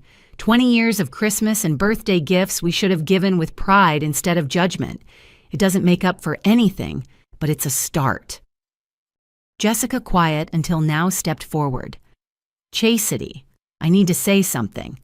Growing up, I parroted Dad because I wanted his approval, repeated his words about knowing your place, about proper roles for women. Then today, watching you stand up there with all those warriors saluting you. She swallowed hard. My daughter's 8. She's been saying she wants to be a soldier. I've been discouraging her, steering her toward appropriate interests. That stops today. If she wants to be a warrior like her aunt, I'll support her every step. Oh, Jessie, I pulled her into a hug. I mean it, she whispered fiercely. I'll even bring her to visit you on base. Let her see what's possible, what you made possible. As the evening wound toward its close, I found myself on the terrace overlooking the Severn River. The September air carried hints of autumn, and lights from the Naval Academy bridges created paths across dark water. Ryan found me there, slipping his arms around me from behind. Hiding from your own party. Just processing. Today has been everything, he finished. I know. Your dad asked me if he could visit us in San Diego, wants to understand your world better. What did you tell him? That he'd be welcome, that healing takes time but starts with showing up. He paused. Was that okay? I turned in his arms, looking up at this man who'd stood patiently while my family drama played out on what should have been our day. Perfect, you're perfect. Hardly, but I'm yours, Admiral and all. We kissed as boat horns sounded on the River Naval Academy tradition, blessing our union. Inside the reception, continued laughter and war stories, mixing with wedding joy. My two families, blood and chosen, finally occupying the same space. No regrets, Ryan asked against my lips. I thought about it. 20 years of pain transmuted into purpose. A father's rejection transformed into recognition. A wedding that became a reconciliation. None, I said truthfully. Every battle led to this moment. Then let's go celebrate it. We walked back inside, hand in hand, into light and laughter, and a future where I could finally be all of myself with everyone who mattered bearing witness. The complete victory wasn't just Dad seeing me, or the Navy promoting me, or Ryan loving me. It was all of it together. Wounds healed, truth, acknowledged warrior and woman, finally fully whole. The Sterling Ballroom's crystal chandeliers cast dancing shadows as the evening reached its golden hour. The formal toasts were complete, the cake demolished by hungry operators, and now the reception had settled into that perfect wedding rhythm of laughter, stories, and celebration. Ladies and gentlemen, the band leader announced, please join the bride and groom on the dance floor. Ryan led me out as the opening notes of At Last by Etta James filled the space. We'd chosen it together, the lyrics speaking to our journey of finding each other after our separate battles. You know, Ryan murmured as we swayed, when I met you in that hospital, I never imagined this. A room full of SEAL senators and family drama. A woman who could unite them all, who could take 20 years of pain and transform it into... He gestured at the scene around us. This. Other couples joined us gradually. Admiral Morrison with Helen, their movement still perfectly synchronized after 40 years. Walsh awkwardly leading a nurse from Ryan's hospital, his combat grace not quite translating to the dance floor. Mom and Dad holding each other like teenagers rediscovering love. The music shifted to something more upbeat, and the floor filled with a mix of military precision and civilian enthusiasm. I was laughing at Rodriguez attempting to teach Senator Hayes' wife to two-step when the band leader tapped the microphone. Folks, we have a special request. Would the bride please remain on the floor? We have a surprise." Ryan kissed my cheek and stepped back, leaving me alone in a suddenly empty circle. Confusion must have shown on my face because Walsh grinned from the sideline. "Trust us, Miller." The lights dimmed except for a single spotlight on me, then drums. Deep, rhythmic, primal drums that seemed to echo from somewhere ancient. From the shadows they emerged. My SEAL brothers moving in perfect synchronization. But this wasn't military drill. This was something else entirely. The haka, the Maori warrior dance. "Hi aha te mea nui," Thompson's voice rang out, starting the chant. "What is the most important thing?" "Hi tangata, hi tangata, hi tangata." The group responded, "It is people, it is people, it is people." They moved as one organism, feet stomping hands, slapping thighs and chests, faces fierce with warrior pride. The traditional Maori war dance learned from New Zealand, special forces during joint operations perform now for one of their own. Ka mate ka ora. We die, we die, we live. The power of it vibrated through the floor, through my bones. These men who'd faced death beside me, now honoring me with a dance reserved for the greatest warriors. Tears streamed down my face as I understood the significance. The movements grew more intense, more synchronized. Civilians pressed against the walls, awed and slightly intimidated by the raw display of brotherhood. The drums reached crescendo as the warriors dropped to one knee in perfect unison fists, striking the floor with a boom that rattled champagne glasses. "Awe hai," they shouted as one then silence. In that silence, Walsh stepped forward.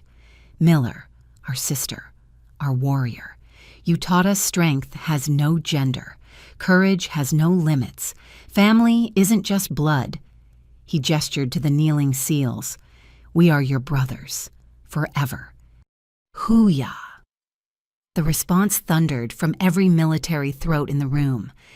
I stood there, makeup destroyed, unable to speak. These men had given me what 20 years of fighting for my father's approval couldn't unconditional acceptance, respect, and love. But they weren't done. Music began again, different this time. Middle Eastern drums and strings. The SEALs rose and moved aside as another group took the floor. Female service members, some I knew, others I'd never met. Navy, Army, Marines, Air Force, even Coast Guard. They began to move in a dance I recognized from deployments learned from Afghan women who'd shared their culture during joint operations.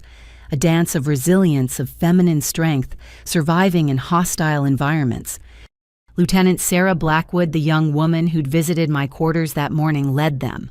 Her movements were uncertain but determined, following the lead of more experienced servicewomen. They circled me, hands linked, creating a protective barrier of sisters in arms.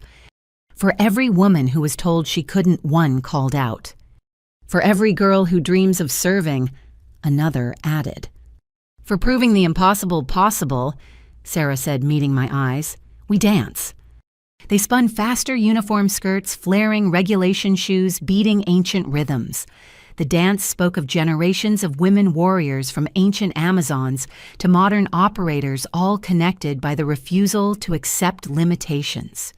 As their dance concluded, the two groups merged, male and female warriors creating one circle with me at the center. The music shifted again, and I recognized the opening notes of the Navy hymn. Eternal Father, strong to save, 300 voices sang together, whose arm hath bound the restless wave. Through the singing warriors, I saw my family. Dad stood ramrod straight, attempting to sing along, though he didn't know the words. Mom held his arm, tears flowing freely. Amy and Jessica clutched each other, finally, understanding that this was my true family, extended, not replaced. The hymn ended, but nobody moved. The moment held us all in its grip, too profound to break. Then Dad stepped forward. He walked through the circle of warriors who parted respectfully. In his hands was the shadow box he'd brought containing his meager military memories. He stopped before me, this man who'd spent 2 decades denying my service. I have something to say. His voice carried clearly. To all of you who've been her family when I failed to be. He turned in a slow circle, addressing the room. You showed her respect I withheld, gave her belonging I denied, celebrated victories I diminished. He opened the shadow box, revealing not just his service pins, but something new, a folded flag triangular in its case. This flag flew over Fob Chapman in Afghanistan, he said, voice breaking. Admiral Morrison helped me acquire it. The base where Chastity saved lives, where she became the ghost of Kandahar, where she proved everything I said was impossible. He held it out to me with shaking hands. I want you to have this. Display it in your home. Remember that even when your father was too blind to see you were serving under these colors, making them proud, making me proud even when I was too stupid to admit it. I accepted the flag its weight, both physical and symbolic. There's more, Dad continued. He pulled out a small leather journal. 20 years of letters I wrote but never sent. Apologies. Congratulations. Pride I couldn't voice. He placed it in my hands. Read them when you're ready, or burn them. But know that even in my worst moments, part of me always saw the hero you were becoming. The music started again, softer now. Dad extended his hand. One more dance, I promise not to ruin it with more speeches. We moved together as the crowd gave us space. This time, his steps were sure, leading me through movements that felt both foreign and familiar. You know, he said quietly, your mother and I used to dance every Friday night when we were young. Before kids, before injuries, before I let bitterness take over. She was so graceful like you are now. Why did you stop? Because I stopped doing all the things that made me happy, punishing myself for failing to be the warrior I dreamed of being. He spun me gently. Don't make my mistakes Chastity. Don't let service define you so completely that you forget to live. You've proven everything that needs proving. Now prove you can be happy. I am happy, Dad. I know. I can see it now. That Ryan, he's good for you. Grounds you without trying to tame you, like your mother did for me before I pushed her away. His voice grew thoughtful. I've been thinking about retirement. Selling the business, maybe traveling with your mom, visiting you in San Diego, being present for the life I missed. I'd like that. Would you, even after everything? I looked at this man who'd caused so much pain now, trying so desperately to heal what he'd broken. Family is complicated, Dad, but it's still family. The music was ending, but Dad held on for one more moment. I love you, Admiral Miller, my warrior daughter, my hero. I love you too, Dad. As we separated, the entire room erupted in applause. Not the polite golf claps of weddings, but the thunderous approval of warriors witnessing redemption. Ryan appeared at my side, slipping his arm around my waist. How are you holding up? Like I've been through Hell Week again, but emotional version. He laughed. Well, the night's almost over, just the send-off left. But first, one more surprise. Admiral Morrison took the microphone, calling for attention. Before our couple departs for their honeymoon, the Special Operations community has one more gift. He gestured to someone at the back. A color guard entered bearing flags from each service branch. Behind them, representatives from every Special Operations unit formed up. They created an honor corridor leading to the ballroom exit. Tradition holds that warriors are sent to new missions with proper ceremony, Morrison announced. Marriage is the ultimate joint operation requiring all the skills you've learned, and some you'll have to develop. Captain Miller, Mr. Hayes, your mission awaits. Ryan and I linked hands, moving toward the corridor. As we passed each group, they called out, Navy SEALs, fair winds and following seas. Army Special Forces de Oppresso Liber. Marine Raiders Spiritus Invictus. Air Force Special Tactics first there. At the end of the corridor, my team waited. Walsh stepped forward with a final gift, a paddle traditional SEAL memorabilia with brass plaques from every operation we'd shared. So you never forget where you came from, he said gruffly, or who's got your six, no matter where life takes you. I hugged him fiercely, this brother in everything but blood. We passed through the honor guard into the September night. Behind us, 300 voices rose in the warrior cry that transcended service branches. Hoo-yah! But the most important voice was quieter. Dad stood at the doorway, Mom beside him, both waving like parents sending their child to first day of school. "Make us proud," he called out. I laughed through tears, waving back. "Already did, Dad. Already did." As our car pulled away from the Naval Academy, I looked back at the chapel illuminated against the darkness. Today had rewritten 20 years of pain into a story of triumph. The girl who'd run away to find belonging had discovered it everywhere in the teams, who bled beside her, in the man who loved her completely, and finally in the family who'd learned to see her truly. The dance was over. The real journey together had just begun. 3 months after the wedding, San Diego's December sunshine felt like a miracle compared to the Afghan winter I'd have been facing on deployment.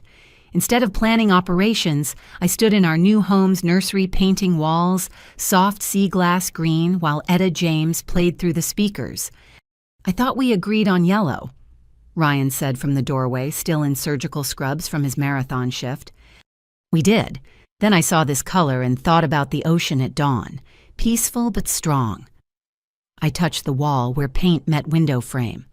"Like what I hope our children will be."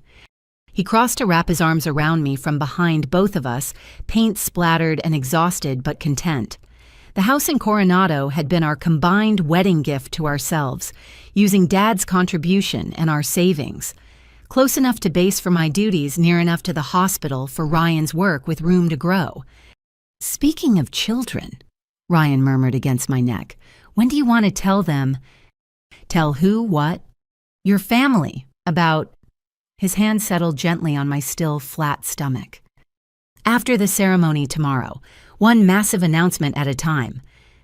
Tomorrow, my official promotion ceremony to Rear Admiral lower half, the youngest woman ever to achieve flag rank in the U.S. Navy. The weight of that still hadn't fully settled. A knock interrupted my thoughts. Through the window, I saw Dad's truck in the driveway. He and Mom had driven out from Iowa for the ceremony, their third visit since the wedding. Each trip revealed more healing layers of hurt peeling away to show what might have always been there. "Come in," I called. Dad entered, carrying his toolbox, Mom behind him with a casserole dish. They'd developed this routine, him fixing things that didn't really need fixing, her cooking enough food for a battalion. "Thought I'd check those cabinet hinges." Dad announced, though we both knew Ryan had already adjusted them perfectly. "Big day tomorrow. Everything needs to be shipshape." I let him putter, understanding he needed to contribute somehow.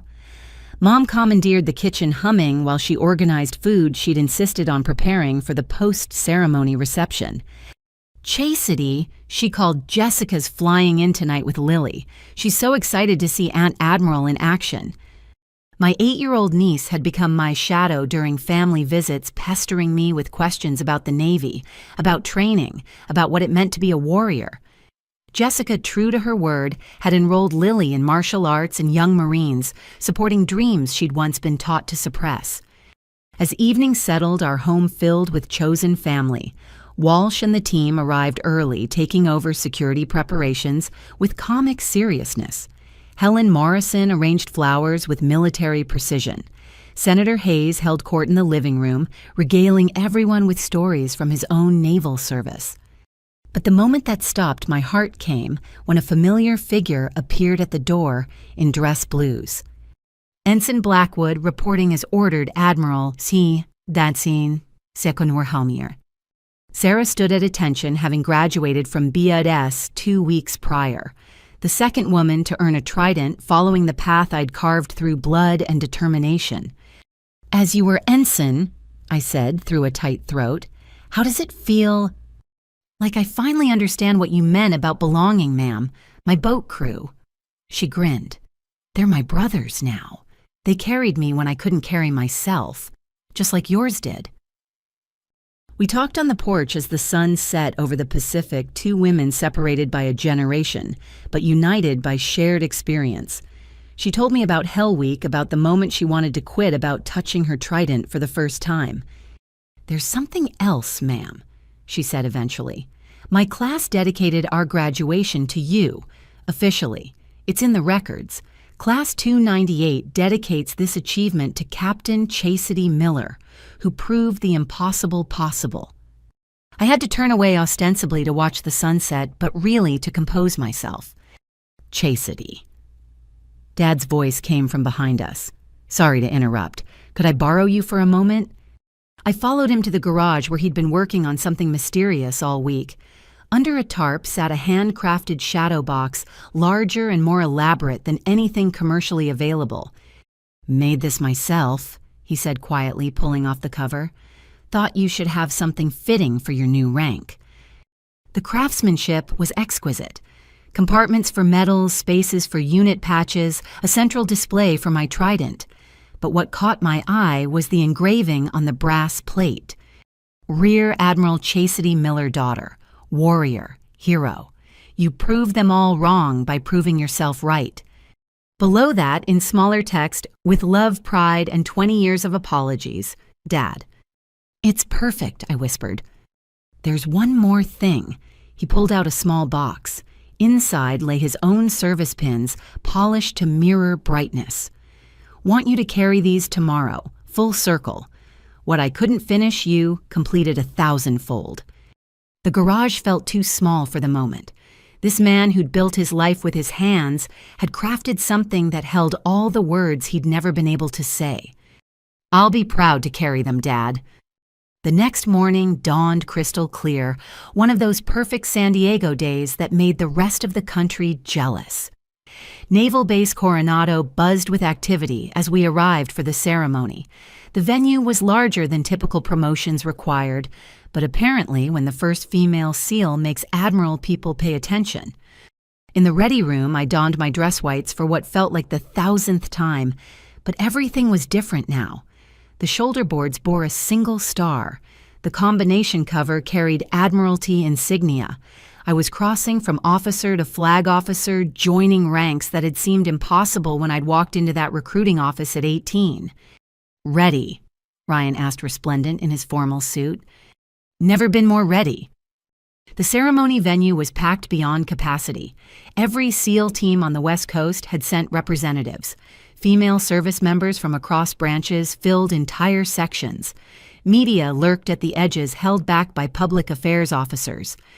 In the front row, my family sat together. Dad in his best suit with Mom beside him.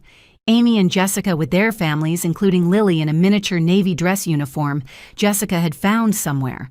My mother-in-law with Senator Hayes. Blood and chosen family merged. Admiral Morrison presided his presence, lending weight to an already momentous occasion. As I stood at attention, he read from the official orders. The President of the United States, acting upon the recommendation of the Secretary of the Navy, has placed special trust and confidence in the patriotism, integrity, and abilities of Captain Chastity Miller. The words washed over me, carrying the weight of history. First woman through Bud S., first female SEAL in combat, first to wear these stars, earned in the crucible of special operations. When the moment came to exchange shoulder boards, I'd chosen carefully. Ryan would remove the captain's eagles representing the partner who'd supported me. Dad would attach the Admiral's star symbolizing family reconciled. Dad's hands shook slightly as he pinned on the star. He whispered, "Should have been doing this all along, celebrating every promotion. I'm sorry." "You're here now," I whispered back. "That's what matters." Admiral Morrison raised his voice for the oath. I repeated the words I'd said at every advancement, but they carried new weight now. Flag officers led differently. Influence policy shaped the future of naval service. I will support and defend the Constitution of the United States against all enemies, foreign and domestic. As the final words echoed, the crowd erupted. 300 people on their feet applauding not just my achievement, but what it represented. The barrier broken, the path carved, the future opened. Then cutting through the noise, Lily's voice, "That's my Aunt Chastity. She's an admiral. I'm going to be just like her." Even Admiral Morrison cracked a smile at that. The reception flowed with military efficiency and family warmth.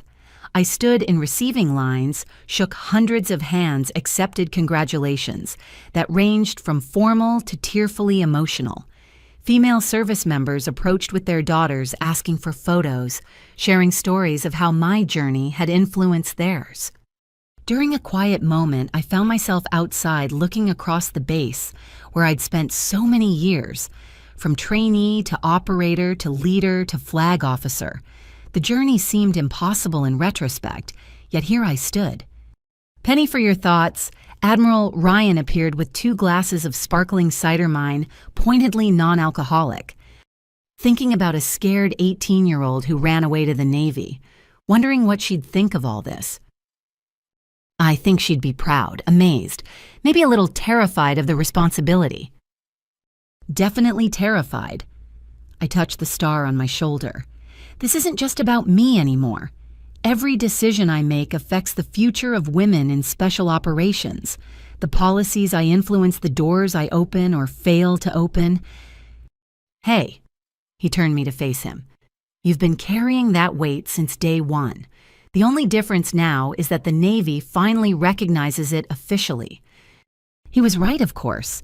Every day, as the only woman in my training class on my teams in operations, I'd carried the burden of representation. Now I had the rank to make real changes.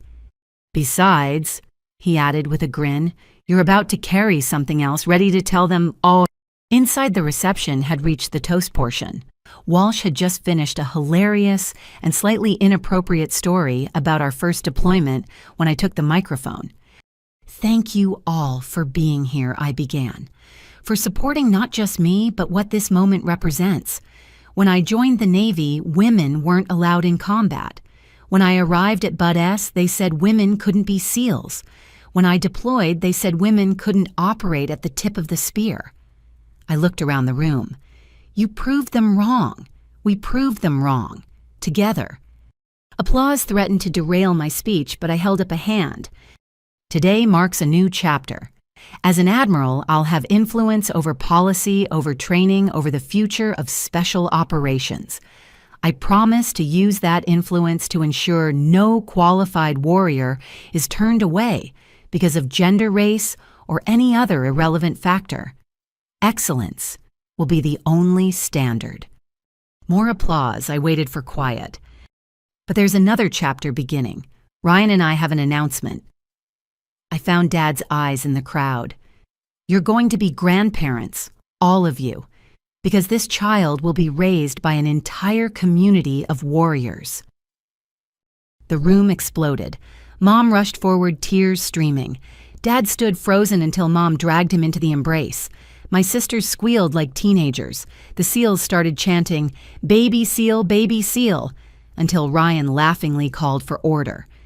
Due in June, I added when the noise died down, which gives me 6 months to establish new policies before taking maternity leave. 6 months to prove that warriors can create life as readily as we're trained to take it. The rest of the reception blurred into joy and celebration. Plans were made, advice offered, promises of support that I knew would be kept. This community that had witnessed my transformation from scared recruit to admiral would now watch the next evolution warrior to mother. As the event wound down, I found Dad outside again, sitting on a bench overlooking the ocean. You okay? He patted the space beside him. Your mother told me you're planning to name the baby Francis if it's a boy, after me. Middle name, I confirmed. Ryan Francis Hayes, carrying forward the best parts while making something new. I don't deserve that honor. Dad. I took his weathered hand. We've all made mistakes, held on to hurt too long, let pride override love. But we're here now, together. That's what matters. He squeezed my hand, looking out at the Pacific. Think he'll want to be a SEAL like his mom. Or she. And they'll be whatever they choose. Doctor like Ryan, builder like you, teacher like Mom. Or yes, maybe a warrior. But they'll grow up knowing every path is open. No limitations except the ones they place on themselves. That's good. His voice broke. That's what I should have given you. You gave me stubbornness, determination, the refusal to accept no as final. I leaned against his shoulder. Those gifts served me pretty well. We sat in comfortable silence, watching the sun sink toward the horizon. 20 years of pain had led to this moment of peace. The frightened girl who'd fled Iowa had become an admiral. The father who'd rejected her choices had become her strongest supporter. The family that had fractured had healed into something stronger. Admiral Miller. A young sailor appeared nervous but determined. "Sorry to interrupt, I'm Seaman Martinez. I wanted to thank you. My daughter's 12, wants to be a Marine. I've been telling her to consider other options, easier paths. But seeing you today," she straightened. "I'm going home to tell her she can be anything, even a Marine, even a SEAL if she wants." After she left, Dad chuckled. "Going to be a lot of that in your future. Young women seeing possibility. Parents learning to support dreams they don't understand." "I hope so." "No so. You changed the world, baby girl, one stubborn step at a time." As we headed back inside, I caught sight of my reflection in a window. Admiral's stars on my shoulders, wedding ring on my finger, new life growing within. The scared 18-year-old was gone, transformed into something she'd never dared imagine. Inside, Ryan was organizing the final details of our departure. Tomorrow, we'd fly to Australia for a delayed honeymoon. 2 weeks of being just Chastity and Ryan, not Admiral Miller and Dr. Hayes. 2 weeks to rest before the real work began. "Ready?" he asked, wrapping an arm around me. "For anything," I replied, meaning it. As we said our goodbyes, accepting final congratulations and promises to visit, I felt the weight of the future settling on my shoulders alongside the stars. There would be challenges ahead, policies to change, barriers to break, a child to raise in a world that was hopefully a little more open because of battles fought.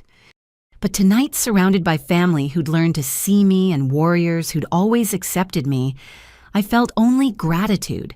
Every struggle had led here. Every rejection had forged strength. Every victory had opened doors for others. "Hey, Admiral," Walsh called out as we reached the door. "Remember rule number 1. I grinned, knowing what came next, the SEAL motto that had carried me through everything. "The only easy day was yesterday." I called back. "Hooyah, ma'am, hooyah."